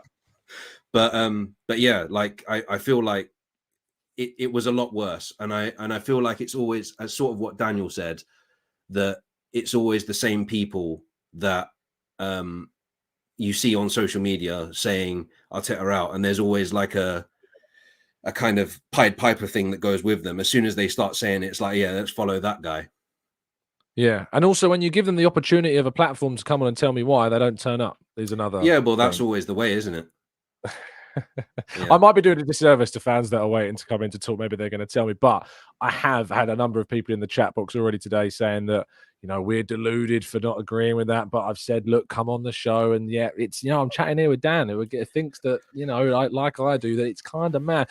Let's be a bit objective then, because there are clearly problems at the moment. I don't think it'd be silly to ignore them. What do you think Arteta needs to do to solve these issues? I don't think the Havertz, Odegaard, Rice triple in midfield is working. I read today that which I'm assuming you've probably reported already, Chris Houghton saying that Thomas Partey's injury is a big one. I don't know whether that's just Arsenal going, oh yeah, he's injured. Yeah, I think it's important to provide some context to those quotes, because obviously what he's talking about is an injury that needed a procedure, which it did, and happened quite some time ago to solve. So obviously Partey is in the process of still going through rehab of that that surgery from last year. It's weird saying last year now, but that is the truth. And obviously that they were, to all of my understanding, January was looked at as a potential return. Now, obviously the AFCON takes place across January and into February. So if they felt that they weren't going to have Partey until maybe the latter stages, if they even made it, which by the way, they didn't get out their group last time, I don't think people need to panic about those quotes, but obviously they're not ideal, if that makes sense. Yeah. Definitely. So yeah, I think Partey would probably make a better 8 in that position that Havertz is sitting in at the moment, instead of Havertz, essentially. I one of the previous callers mentioned that Saka and Martinelli are playing too wide. But I don't know if I fully agree with that. I think it's just form, and I don't think you can teach form. Form just comes. Okay. If you think about it, Saka played pretty much every single game last season. Martinelli has had injuries here and there, so I don't necessarily believe that it's coaching. I just think they're out of form. And, the only thing I can think of, if you've ever seen the film Space Jam, the only thing I can think of is the special sauce. Indeed, we need a bit of special sauce is what we need. Yeah. Do you think that will come in January? Just quickly before we move on, do you think, are you optimistic about January business or not? I'd like to think so, because I think so far everything that we've gone in for, everything that we've targeted, we've got. If that makes any sense, particularly in the last window with Declan Rice and Jurriën Timber. So I'd like to think so, but you never know. Like Arsenal are very famous for not doing business in January, so there's a possibility that we could end up with another quiet transfer window and another video from you saying I'm really disappointed. I'll remember this. I could be, and I to be fair, I'm on record as saying, I know I come across as a big defender of Arteta because I am in some senses, but like it's about being objective, and objectively, if Arsenal want to win the league, in my view, we can't not do anything. We have to find a way of doing something. Yeah, 100%. Dan, thank you for your time, mate. Absolute pleasure. Do you want to give your channel a shout out, which I assume that you have, because otherwise, why would you have a green screen? So yeah, it's Dan Sock, which you can see in there. When I came on before, I was Deep Eye TV, but I've rebranded since then. And I like it. Partly because of you coming onto your channel, I've gone up to 211 subscribers now. So there it is, people. The power of TGT. So let's get down up to 212 at least. Would be great. And push him on. But Dan, absolute pleasure, mate. Thanks very much, and apologies for the lagging of the camera. Oh, don't worry about it, man. It's fine. I can hear you clearly and crisply. That's all that matters. Cool. Thanks very mate. Much. Cheers. Absolute legend. Love speaking to Dan. Top man. Make sure you go and subscribe to Dan Sock as well on YouTube. Go and find him. Next on the list, so let me check it, is Benny. Let's get Benny on. First of all, Benny, thank you for being so patient. Really appreciate you waiting for it. No worries. Can you hear me clearly? I can indeed. How was your new year? Was it good? It was good. You can tell Dan that he's at 212 now. I just subscribed to him. There you go. See, we're already there. I love that. Tell me where your head's at, Benny boy. So I'll just kind of give you a shout out before I say anything in terms of like, I've been listening to you for such a long time. Actually, when you were still at Nottingham Trent, and I believe, what's that? 7 years ago? Yeah. Oh my goodness. And I think it was somebody else that owned the channel then. And before Craig. Craig. Exactly, Craig. So I was listening to you then, and I was. That's ridiculous, Benny. Fair play. I know. So yeah, I've loved your content, and I try and listen. I'm in Germany. I listen to you. I was in England then. I was born in England, but now I'm in Germany. I listen to you every morning. So thanks, mate. That's really kind of you. Yeah, I really appreciate that. That's some dedicated listening.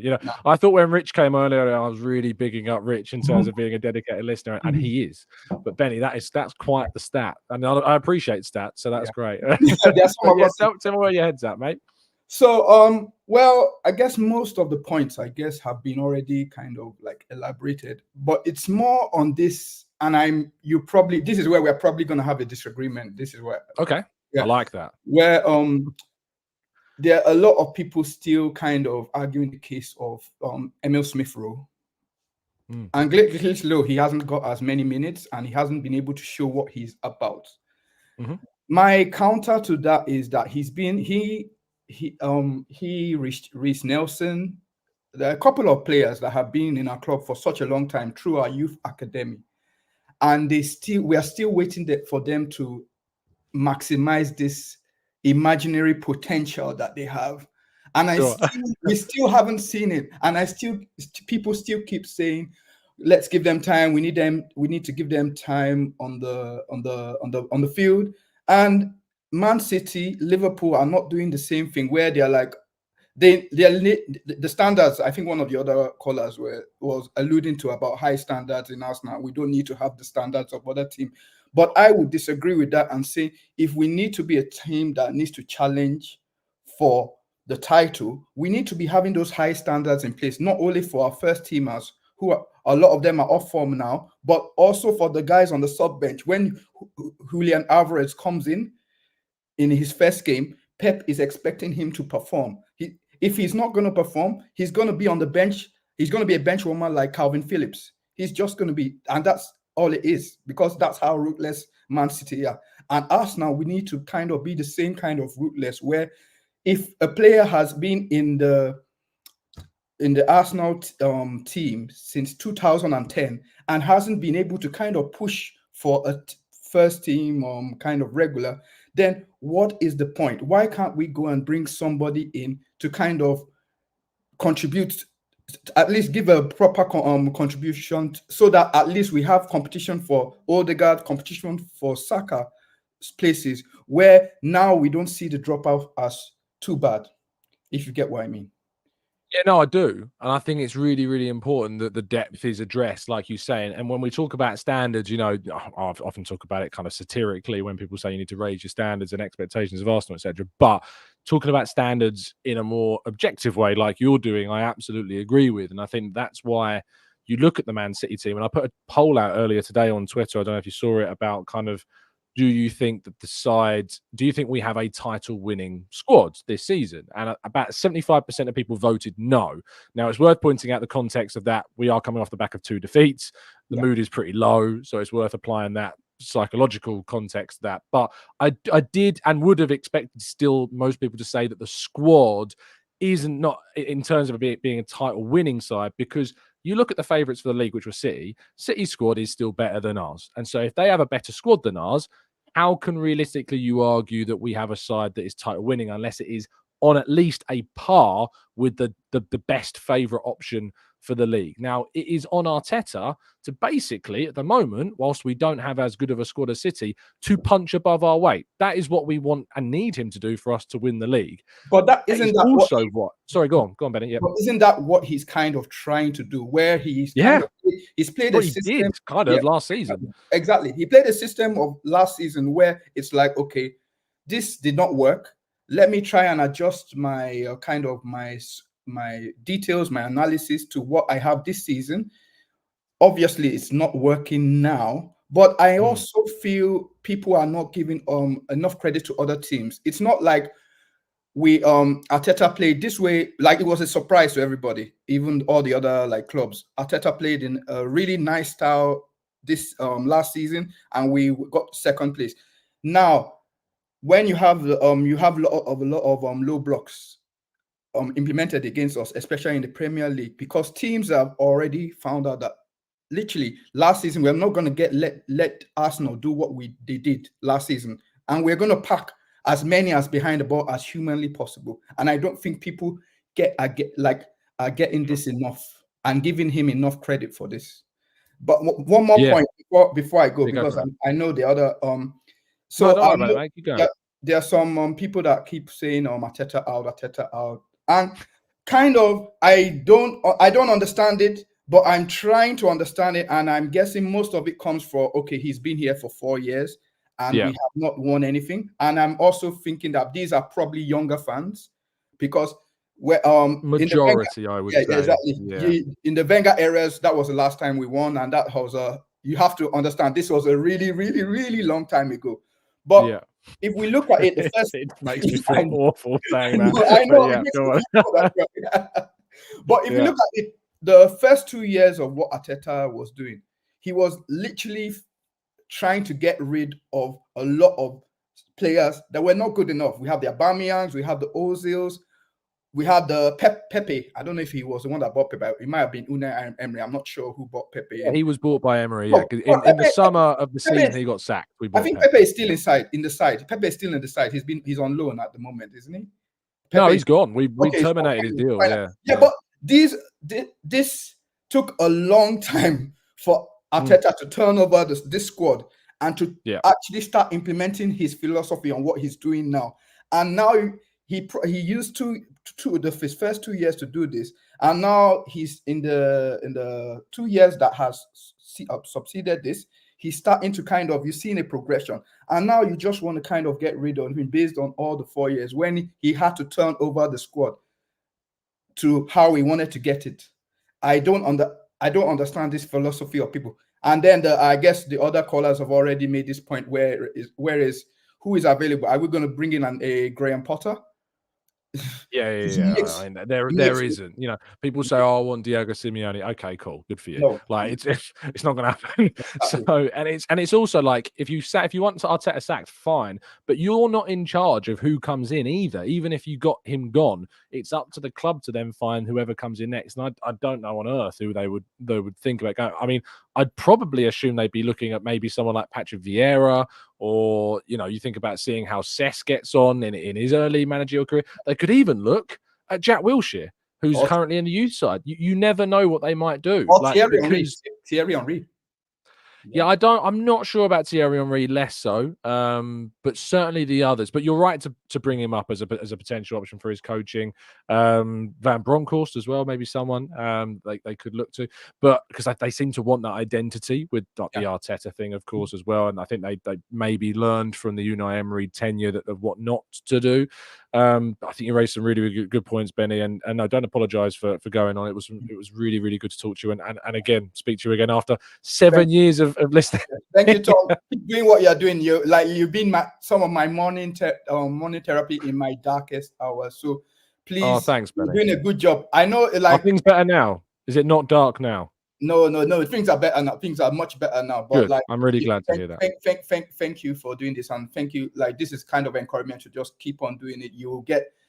Hopefully next year you'll probably double your subscriber base if you keep doing what you're doing. So please, that's quite the prediction. Thank you. Thank you. Thanks, Benny. That's really kind of you. Absolute pleasure to speak to you, mate. Legendary stuff. What a nice guy. Let's carry on. We've got about half an hour to go of today's show because I did promise the missus I'd be off by the hour. So let's see how we go. Next on my list is Wesley, who's been waiting very patiently. Wesley, always a pleasure. How you doing, my friend? I'm doing well, Tom. How are you doing? Happy New Year's. Happy New Year. Yeah, not bad. How was your celebration? Quiet.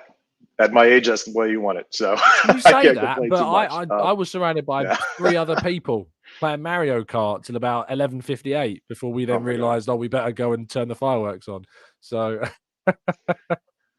no, I'm good. I've got the 2 kids running around here, dog, cats. I got plenty on my hands. Fair enough, so, mate. Fair enough. You've been waiting very patiently and listening to a lot of what the listeners have got to say. But what are your thoughts on Arteta out trending? So it's already been said. No, I'm so old. I don't have Twitter or X or whatever. I don't do that stuff. But no, Dan and Daniel actually hit it. I couldn't say any better than they did. They're the people who are calling for Arteta out. Petulant, entitled children. Why you give them the time of day, I don't know. But I mean, I get it. I tried to give them the time of day, Wesley. I literally sit here and please, I want to give you the time of day, but you won't. Do it once, move on. Stop wasting your time, man. It's not worth it. So, no, it's and people have already said it. Are you going to find better? No. Are you sad that Arteta's made the progress he's done? No. I mean, come on, be real. It's just go back to FIFA, do what you want to do, leave the talk to grown-ups. Why do you think that there is so many people? I say so many, I think it is, mate, and I think Benny said it as well. I think the majority are, and it comes across the wrong way and quite disparaging. I don't want to go into ageism and stuff, but I do think there is something about maybe the younger generation are more susceptible to the reactionary takes of being like flipping a switch to saying we lost 2 games, kick him out, sort of thing. Well, I mean, it goes with any sports club, unless you're the perennial winners of your league. It goes with any sports team. You're going to have ups, you're going to have downs, you're going to go through it. I mean, you're going to have those years. It's just a matter of getting through it. Understanding if you need to go through a manager or 2, okay, great. That was Emery. But then as soon as you do find a manager that improves you and has to rehash your squad, rehash your system, reestablish the identity, that's a ton of work. And I would say even for the time that he's gotten so far, there's still a lot to do. And you got to give him time. Now, in this sport, Do you have time, especially at a club with the size of Arsenal? No, not really. You gotta do start winning something, which I think he's done. And people who, bar the train fully coming off the rails, I wouldn't sack Arteta for anything this year.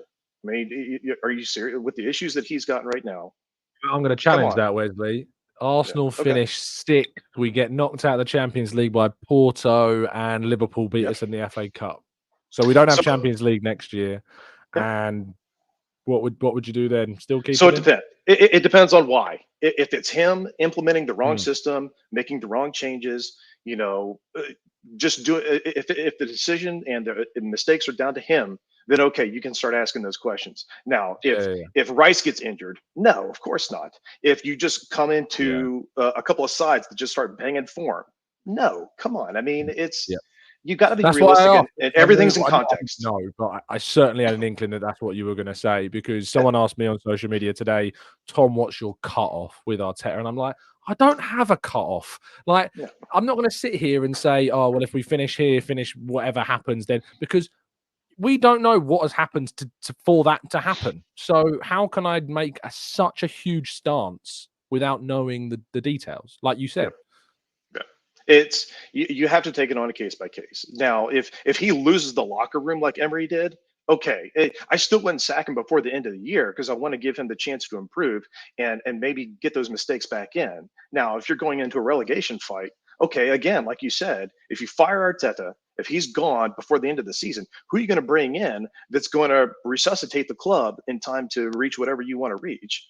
I don't see one that's out there. So again, unless it completely flies off the rails, he loses the locker room and he starts implementing, a park the bus mentality. I don't know, whatever. But come on. No, I don't see it happening. I really do. I don't. I feel like things will change, but we're off the back of 2 defeats, and the mood is the lowest it's been since I can probably remember in the last 2 years. It's probably the lowest it's been, which is probably because it's been so darn good for quite a while. Wesley, thank you for your time, man. Thank you for your patience as well. I really appreciate it. All right. Have a good one, Tom. Have a fantastic new year, my friend. Brilliant stuff. Really appreciate Wesley coming on, showing some love in the chat box. Let's bring on Mike. Familiar face. How you doing, mate? Hello, mate. Happy New Year to you, buddy. Okay. What time is it where you are now? Oh, 2:32. Silly man. I was up working, and then I saw the thing pop up, and I thought, might as well go and have a look. Honestly, I love the dedication. I appreciate it. What's inspired you to stay up so late to have a chat about this? Well, there's a couple of things on my mind, really. I think there's a big difference between how we're seeing the squad now compared perhaps to how we saw the squad at the beginning of the season. We were probably fairly optimistic about the bench we had, even despite Timber's injury. We were still looking at the bench and thinking, well, that doesn't look so bad. But I think what's happened, as well as us not being particularly prolific in front of goal, the other thing that's happened, I think, is that strong bench has disappointed when they have been given a chance. If you look at last season, we had Nelson coming on in the Bournemouth game and making a massive difference. We had, even in the first couple of games, Vieira was starting to look as though he might have some promise. And Trossard obviously had a good end of last season, was again, so okay, maybe the first 2 or 3 games, but really since then appears to have just sort of dropped off a little bit. So as well as us having problems with our first 11, I'm not sure that the bench has given Mikel much reason to have faith in them, which has potentially contributed to the overall picture, I think. So that was I think you're right. I get really frustrated with the reactionary nature, but maybe I'm just fighting an unwinnable battle. Like, I have that kind of what's the word? Kind of mindset of trying to change a person one at a time, in the sense of like, you don't need to be this reactionary regarding the club. Like things have been way worse than this, and we have come such a long way in 4 years under this coach. That 2 games suddenly sparks this ridiculous furore of reactionary decision making regarding the manager. Do you think that will ever change, or is it I'm doomed to fighting a losing battle? You're doomed, mate. I think it's the way. I think it's the way it is now. It's as I think I put in the comment before. I think there are people out there who recognise that by ranting on a particular channel, they'll always get people who follow and jump on that bandwagon. It's whether they're part of they're obviously fans. I mean, I'm not dismissing them as being as not being fans, but really there's the reaction is probably more severe than I've ever known it to be after a couple of games, and there's no doubt that is that because of expectation? That's fueled. Is that because we've got this mindset now of we are title challengers, and if anything other than that is a disaster? Is that what you think it is? I think that's fueled again by us on social media, if you know what I mean. Not by a select noisy, loud few who see the dollar signs at the end of having 90,000 subscribers for bouncing up and down about Arteta out. And who are you talking about, Mike? No, Charles Watts. It's not even 90,000 subs. Must be Charles Watts. He just needs to settle on down a bit. When you see him, it's time to calm himself down a bit. I think, reactionary takes get a lot of attention. It's a business model of far more than just Arsenal. So, we know how the world works. Of course it is. But I mean, that's not to say there aren't genuine issues of concern. I mean, I don't. It would be naive to suggest that there aren't things that are happening, or rather not happening, that are worrisome if we have aspirations to not entitlements to win trophies, but if we have aspirations to win anything, then we do need to put some things right. There's no doubt about that. But there's Mike, I think you're spot on. I'm going to have to move on to the next call because I'm running swiftly out of time. I really do appreciate you jumping on. No worries. You take care, and good on all you guys in the chat box. Good chatting going on. Indeed. Happy New Year, my friend, and I'll speak to you soon. Cheers, mate. See ya. Smashing. Next is Dino, who's been waiting also very patiently. Dino, how you doing, mate? You good? You well? Hey, Tom. Not too bad, thank you, mate. How are you doing? Happy New Year to you. Not bad. Thank you for being so patient, first of all. Really do appreciate that. How was your New Year? Was it good? Yeah, nice and relaxed, thank you, mate. Teetotal living for me, so yeah, very relaxed. In bed early. Said this is a funny story. I will take up as little time as I can of your slot saying this story, but I said to myself, 2024, I'm going to try and cut out drinking. I went for lunch at my parents today, and my dad just poured me a small glass of wine, and I didn't even think. I just went, oh, well, that's that god. Right. We go again. Absolutely silly. Anyway, Dino, tell me where your head's at regarding the whole trending of Arteta out.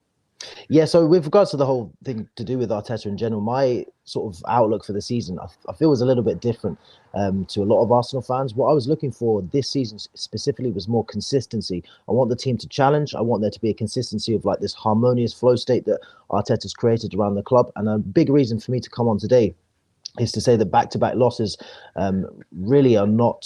is not that deep to me. Like, City have proven to be a very consistent team, and I think if we're within sort of 5 points when it comes to crunch time, we're able to challenge, and all the other teams are dropping points around us. So with regards to Arteta out, last season Liverpool could have sacked Jurgen Klopp. Do you think they'd be challenging this season if they'd sacked him? We have to start thinking in this way, a bit sort of bigger picture at certain times when we lose, because I think that we don't need this drama in many ways. Great point about Klopp, because obviously Liverpool last season finished outside the Champions League places, right? And I remember Liverpool fans being critical, but I don't remember them being up in arms. Now, I suppose the difference is that people will point out is that under Klopp, they've won a league title and they've won a Champions League. And so they'll point to that as the evidence, say, well, he's done it. We know he can do it. He can probably do it again. So what would be the argument back, I guess, in that case?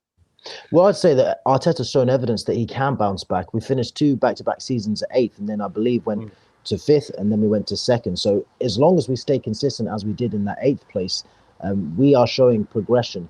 I think as well, another point with regards to the squad and what Arteta's decisions are, I think the club proactively dealt with the squad, and the balance of the squad has been infected by just unfortunate injuries. Timber, big loss.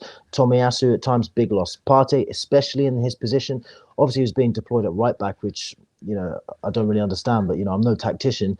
I think that these things have really affected the options that we have in terms of our style of play. So I would be asking questions further down the line if we're still losing in the same way. But what I'm seeing now, the Aston Villa game, the Newcastle game, we're losing, but we're losing the same way. We're still creating chances. We're still banging on the door for equalizers in those games. So it's really not an Arteta problem, I would say. It's maybe more of a player problem that can be tweaked and improved upon as we have done before. Get tweaked and improved in January. Do you think it will?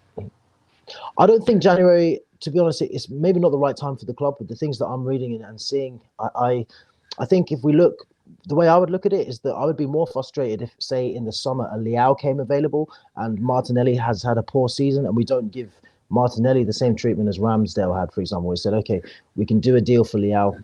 Why not do it? That's just an example, not to say he would be available, but that's why I say we need to act on that. But in January, I don't necessarily think that the club needs to go, crazy for big deals. I think if a good one becomes available, let's go for it and explore it. But we don't need to rush and overpay because we're really not in a bad position, in my opinion. We're within 2 points of top spot.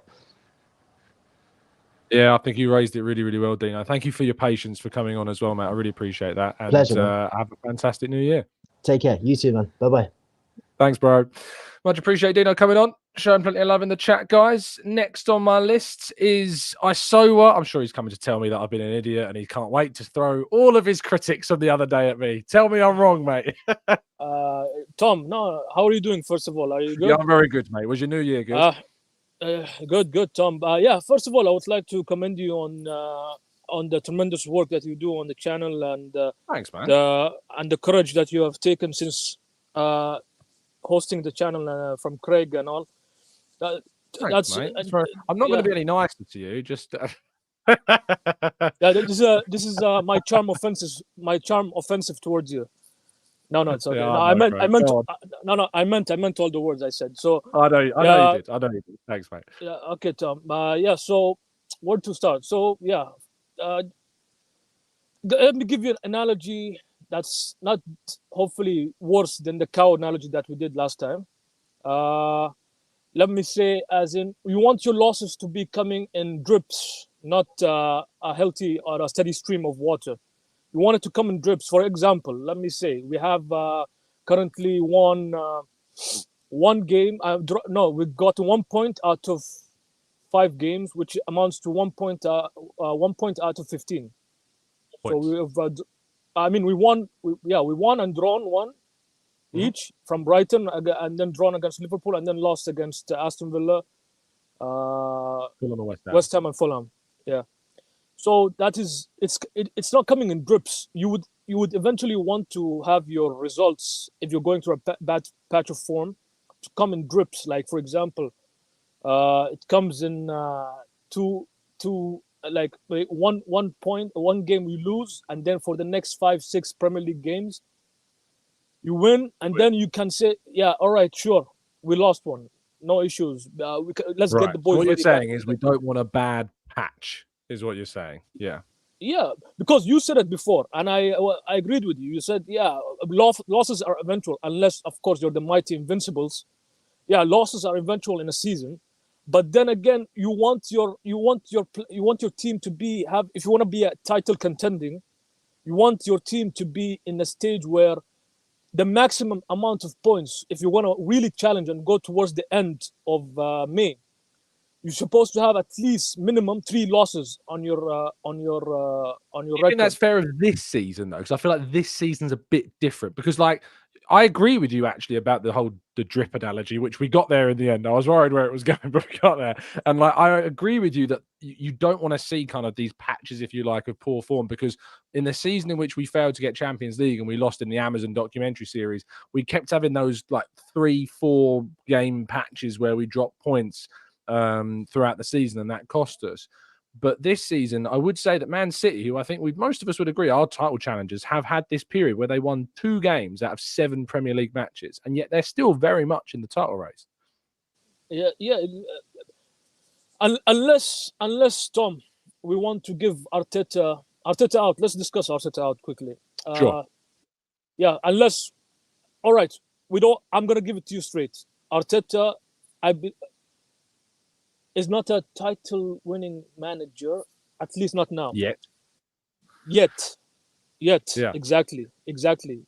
Yet. But also, I'm agreeing with you that we don't have anybody that could replace him right now, and he has done tremendous amount of work in getting us where we are right now. So I'm in a gray area right now. All right. Yeah. But if you're gonna tell me, all right, I'll take the positive people's approach. Yeah. Let's give him an 8-year contract. Wait out Guardiola. Wait out Klopp. Hold on, you can't say the positive people want to give an 8-year contract. You can't say. I'm a positive person. I don't want to give him an 8-year contract. Let's say the uber positive people. No, I'm giving you the Todd Bowley special, Tom. I'm giving you the Todd Bowley special. Let's give him. Right, okay, let's fair give him enough. Yeah, that's fine. Yeah, give him an 8-year contract. Do the amortize. I don't know the legal term of the contracts. All right, so he'll be the youngest manager. By that time, he'll be the age of Klopp and Guardiola, and he'll be the senior manager. He'll have enough of experience. The players will be recycling through. Yeah. So, but of course, that's not an ideal scenario. But then again, the FA Cup, wouldn't you say it was a lightning in a bottle? Situation where it's an opportunity is what it is, the FA Cup game. Yeah, so with the people that voted, of course I'm not gonna do any spoilers, or I was one of the people who voted. Of course, I voted within the majority, let's say. We're not a title challenging squad. Yeah, we're not a title challenging squad because Trossard, I feel, Trossard with Saka, he did brilliantly, but then again, now you feel the performance starting to dip. I mean, if I was Jorginho, you said it, Tom, I think so, or somebody else, I don't know, some other channel. Other channels are available, of course. So it was Jorginho. Somebody said Jorginho was, he might not be the first name that was coming to their mind when they were in the January transfer window. But then again, he's more, we could use him in this patch, in this. What gets me, my teeth grinding is with Arteta. It's his way or the highway. Or the overloads, the Odegaards, the overlapping runs that are currently not overlapping. We have Saka dipping in form, Martinelli dips in form. Why don't we just go on an approach where, all right, we don't want control of the ball. We have I call them the Bermuda Triangle. You have Gabriel, Big Gabby, you got Saliba, you got Rice. If anything else, I would rather Odegaard just poke a pass in there, do the same pass that Jorginho did with one of the passes that led to the goal, like cutting lanes, those type of passes. Partey used to do that, but we don't have Partey right now. But at least Jorginho has that ability to, he's a defensive midfielder, but has a way about him that he can pass the ball, all right? He can cut the lanes, he can pass, he can open the play a bit. Put Jorginho, Rice, and Odegaard together. Havertz will become our super sub. I would rather... Mate, I said this morning, put him up top. Yeah, Havertz, put him up top. Put him up top. Yeah, start the central three, which was Jesus, Martinelli, and Saka. Things don't go our way, fine. I don't mind it. But still, start with Jorginho, Odegaard, and Rice. At least Jorginho, Rice will be the breaker in it will give us more of an approach, more of a way that we can gamble with our passes, because then we have three people at the back, which is Rice, Gabriel, and Saliba, that can recover with their runs. At least if we have a counter-attack that's coming, we are solid in the back. At least gamble.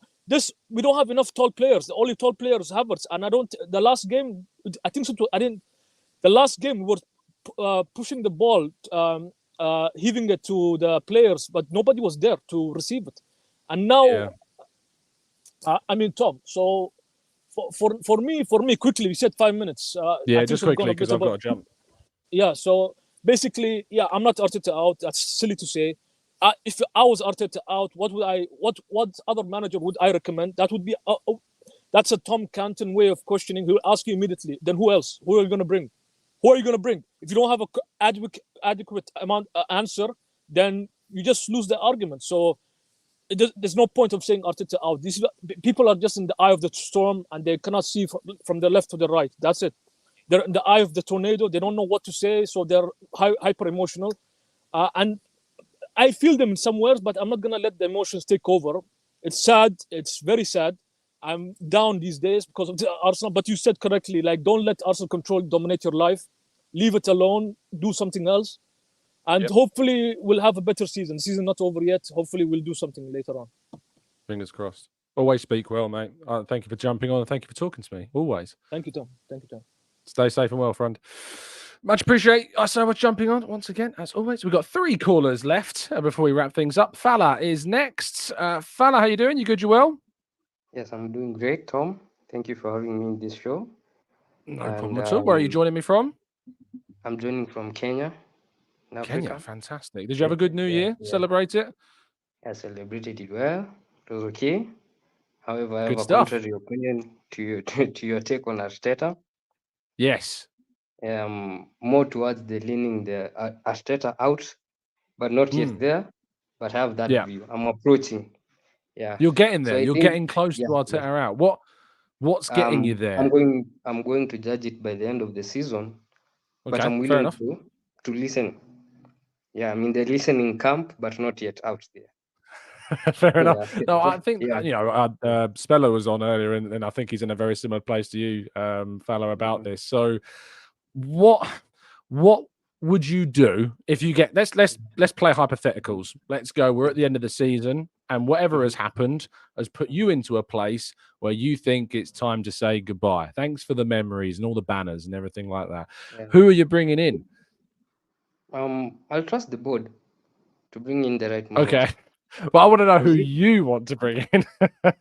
Me, I don't have quite a name, but if the Arsenal board so fit enough to have Mikel Arteta with no CV at that time to manage and oversee the growth of Arsenal up to now, I'm sure they're able to make the right decision who can take it forward.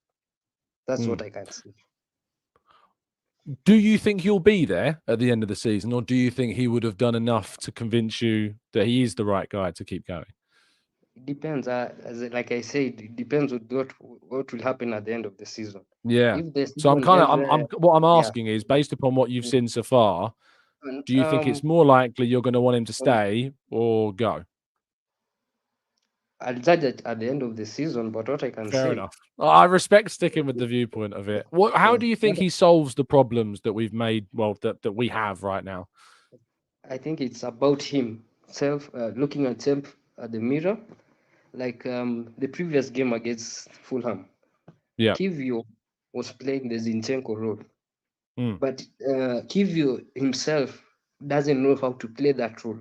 He's forcing Kivio to play a role that it's not working, and he clearly can see it.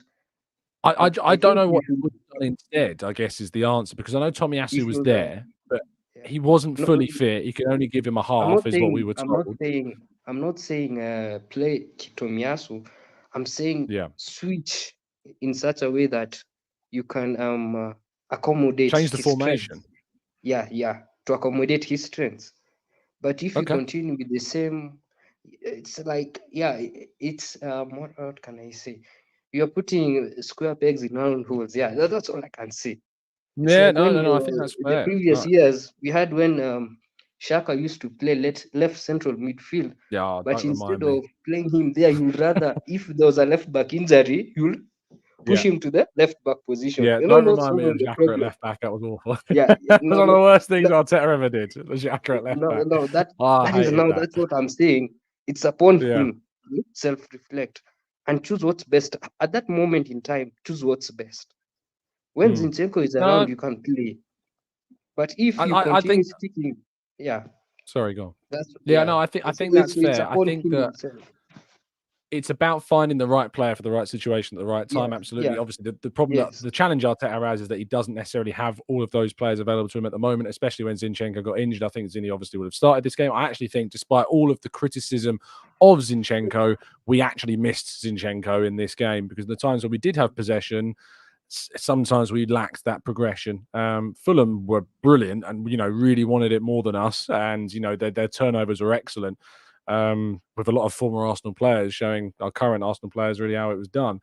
But the Arteta thing, I guess I'm going to have to wait and see. And Fala, at the end of the season, I guess you'll have to jump onto one of our phone-in shows and tell me where you're at. Definitely. But I appreciate your time and jumping on, mate.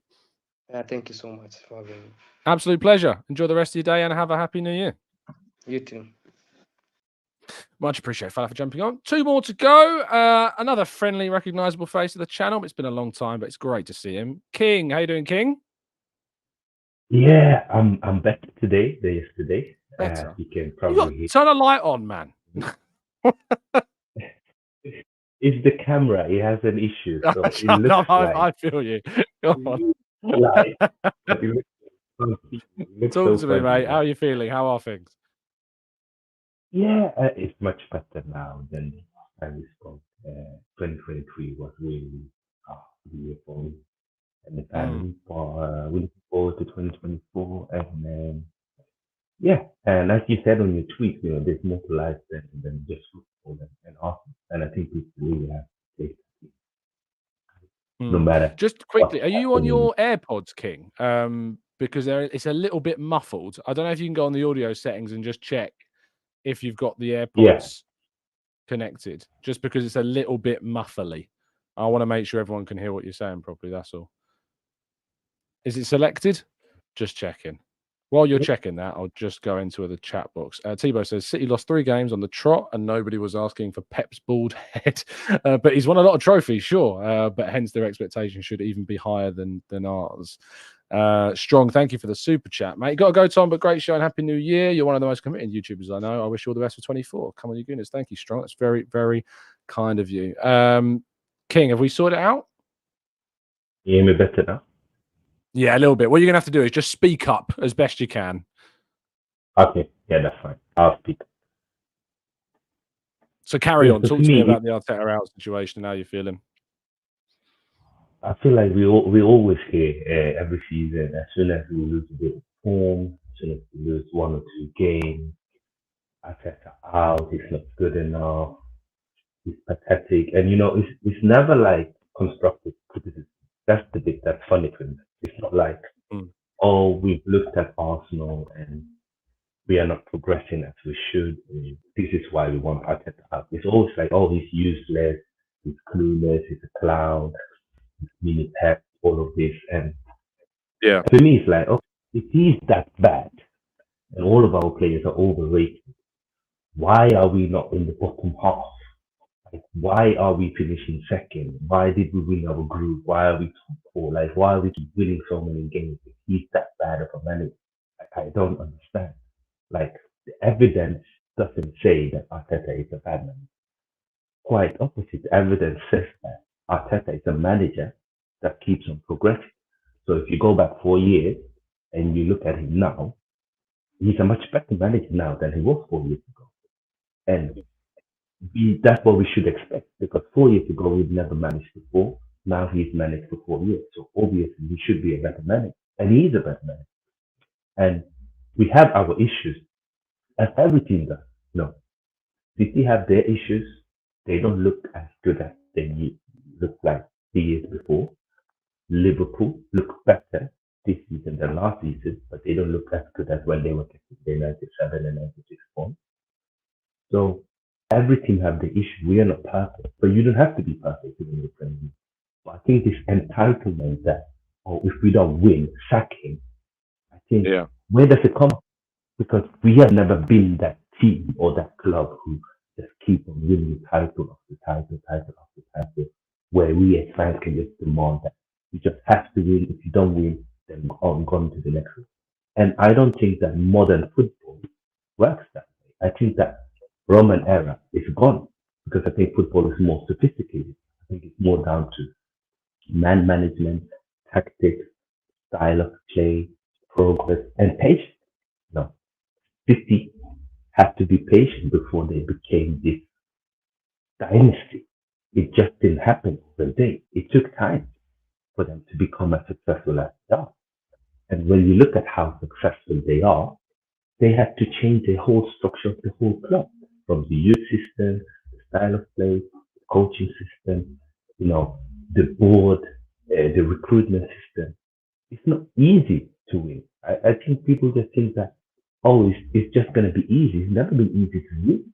It's never going to be easy for Arsenal to win. We have to overachieve. We will never have a squad that is better than Man City. Maybe in 5 years, but if you look from now up until the next 2 years, I find it very hardly that Arsenal will have a squad that is better than Man City. So we always have to overachieve to win, and we have to keep that in mind.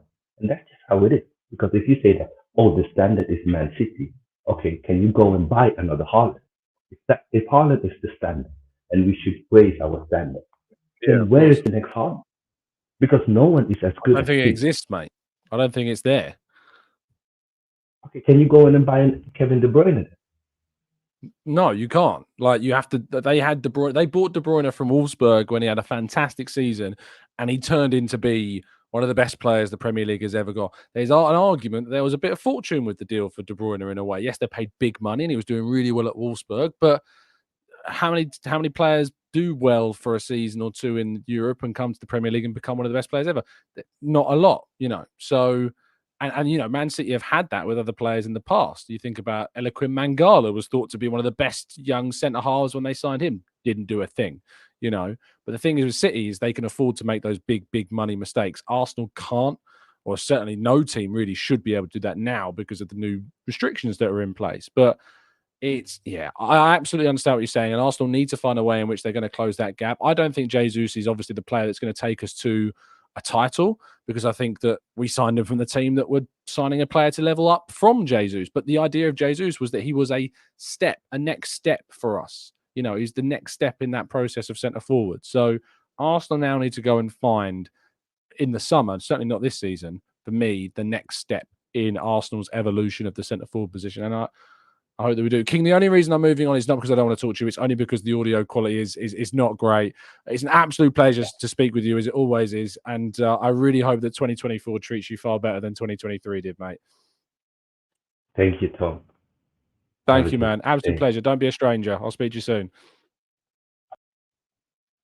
Much appreciate King for jumping on. King's an absolute legend. If you don't know who he is, he comes on to our, usually with far better audio, onto our members' preview shows in the past as well. He's had a tough 2023. So please send him all the love in the world in the comment section and the chat box as well. We're going to finish today's phone-in show with a little twist, you might call it, because Russ Goldman is joining us from Cottage Talk, which is a Fulham podcast. Russ, how are you doing, mate? You good? You well? Thank you for having me on, Tom. I'm also part of the TalkSport Fan Network, so we have something in common. There you go. So just wanted to mention that. But the reason why I decided to jump in here is, first of all, you've given a lot of credit to Fulham, so I want to thank you for that. I've watched and listened to a lot of commentary coming from the Arsenal side of this, and you've been very fair, so I want to say that. The one thing that I do want to mention that really irritates me is seeing Arteta out, because I am passionate about managers getting a chance to really see their vision through. Arteta is a very good manager. He is learning on the job, still learning. So for me, I think it would be a massive mistake to get rid of Mikel Arteta. I remember when he was under pressure in the very beginning stages, and I'm thinking, give him a chance. He will come through for Arsenal. He has. And I just think that this is, as what you would say, a wobble. He will figure this out. Give him some time. He doesn't deserve, in my opinion, you're the Arsenal experts here, but I don't think that he should be under any pressure. Fulham, it was their day yesterday, which is called what it is. It was their day. And I want to give Fulham a lot of credit because they had a good game plan against your side. They saw it out. And the only thing I will say is I think Fulham's players wanted it a little bit more. Now, I don't think that is down to Arteta. We can disagree on or agree on that. But for me, just quickly, Russ, where do you rank that Fulham performance across the whole season? The biggest. Is it the best performance that they've had all season, would you say? I absolutely think so because we've had some very good performances. We've had 2 5-0 victories. We went to Everton to get through to the semifinal of the Carabao Cup. But for me, to come back from the 3 losses that we've had and beat a team like yours, and again, we have not beaten a top 6 side in a very long period of time.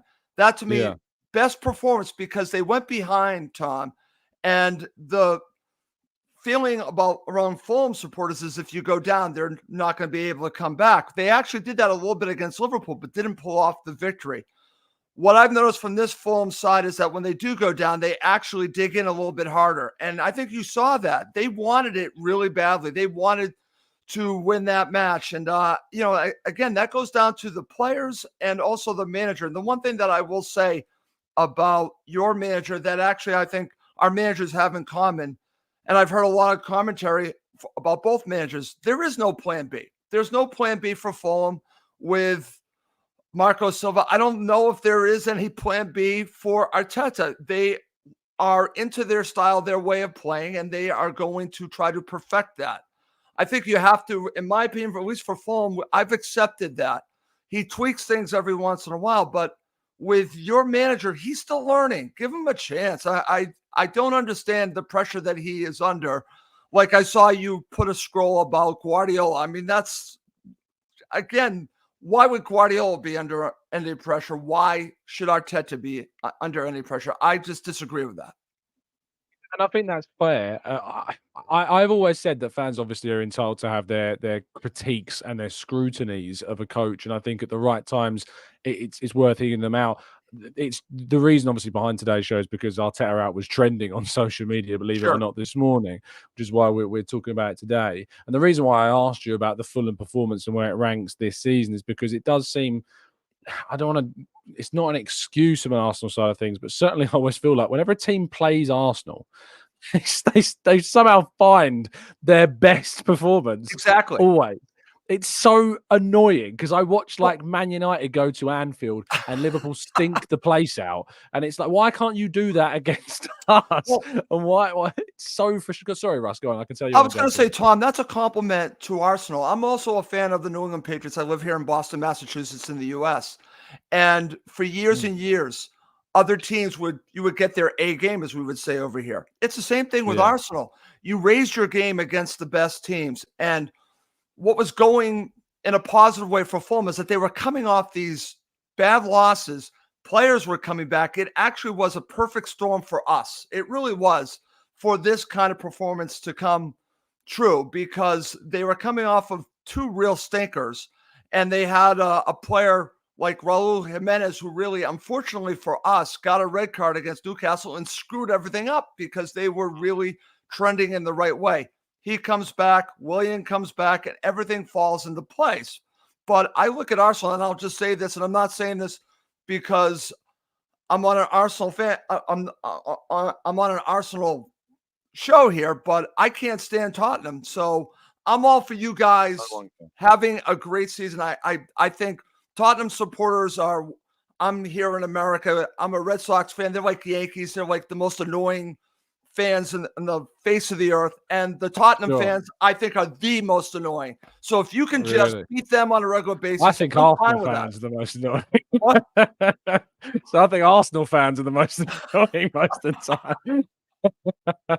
They're great, but my goodness me, can we be such a crazy community of fans sometimes? But I'm not going to disagree with you whenever you want to lambast Spurs. That's fine by me. What I want to finish on the conversation with you, Russ, is kind of like just because it's interesting kind of getting that outside non-biased view of Arsenal. I think that is the view of Arteta in the whole from the outside, is that he's a coach that has still got more to learn, more to do, and that I think that maybe Arsenal aren't necessarily taken seriously as title contenders often because of Arteta's inexperience in himself. And they see Man City with Guardiola and they see Liverpool with Klopp and think, how on earth can we realistically expect a guy that's been in a job for 4.5 years to compete? So my question is to you, Russ, is that should Arsenal, when we've talked about and bigging up Arteta and appreciating the work that he's done, if Arsenal want to compete with Man City and Liverpool, should they go out and get a manager on the elite level of Klopp and Guardiola? Well, I understand that train of thought, because that would be something that you would be thinking, well, we need someone to take us to the next level. I wouldn't go there yet. And I think a good test for Arsenal is what you have been laying out. Fulham had a game plan. They now know how to play against Arsenal, and other teams know how to play against Arsenal. Force them wide and make sure that the wide players don't hurt you, because they're not hurting. They didn't hurt Fulham. And actually, Jedi did a very good job against Saka. Martinelli, a few opportunities, but I think that was also by design. And for me, he has to figure out how to play when teams take away what you want to do. Play it quicker. There are ways to get his players to basically beat what the other team is trying to do. And I think that will be the maturation of him and the players. But you have some excellent players. Again, your midfield three, I think Fulham got the best of your midfield three, which is shocking to me because of your midfield three being very good. He's good and brilliant. Don't sell he's him. Great. Don't sell that guy, because if I worry for you if you do. I agree with you. That good. I agree with you, Tom. I totally agree with you. And what's interesting, and again, I'm a huge fan of Odegaard. Odegaard is my favorite player in Arsenal. I'll just say I love Odegaard. And, listen, I like what Declan Rice is offering you. And then you have Havertz as well. But Pauline is a different animal, and he would be good on any team. He should be with an Arsenal, with a Liverpool. But if I'm Fulham, I do whatever I can to hold on to him. And yes, because that was my concern when there were all the stuff going on about Bayern Munich. I was just praying that the window would close. Thankfully, it did. And that we did not have a replacement, because there is no replacement for Fulham for this guy. There isn't. They can find another player, but not of this level. I've never seen a player like this play for Fulham before. No, he's unbelievable. His tackling stats are a joke. Like, quite frankly, his ability to read the game and win the ball is really. I mean, no offense, but I'd love to steal him off you. I really would. I get it. I understand. He's a fantastic player. Russ, absolute pleasure to link up and speak with you. I hope that we speak again. That'd be great, Tom. Thank you for having me on. Pleasure, my friend. Have a fantastic new year. You too. Massive thank you to Russ. Please show him plenty of love and appreciate it in the chat box and the comment section as well. Always welcome fans from other clubs, because if they behave, which Russ did fantastically, and I know that we can get a lot of banter as always, but I think you get the best conversations when you actually bring fans of other teams together to have a rational chat about football, as we've done today with plenty of fellow Arsenal fans. So thank you to everybody that's tuned into the 2 hours plus that we've been going today for a phone-in talking about hashtag Arteta. Who'd have thought we'd be sitting here in December having a chat about hashtag Arteta out? Well, we are here. But did you notice one thing throughout this entire show? We might have had a couple of Arteta skeptics that are waiting until the end of the season to see whether or not they, make their mind up about Arteta. We didn't have a single one of those Arteta outs. Not a single one. 2 hours, 15 minutes we've been doing this show. Not one showed up. And I think that probably tells you everything that you need to know. The show has been open to anybody and everybody over the age of 18, of course, which maybe has something to do with it. That could have come on, that wanted to come on, that had the opportunity to come on, could have come on. I asked people in the chat box that were, grabbing hold of their keyboards like the warriors they are and throwing their messages in there. Not one. The search goes on. We continue to wait. Maybe one day they will emerge like a Homer Simpson meme in reverse. Perhaps we will see it. Thank you so much for listening to the channel today. Do drop a like on the video. I'll, of course, be live tomorrow morning, as always, at 8 a.m. UK time. Have a fantastic rest of your evening. Stay safe, stay well, and as always, up the Arsenal.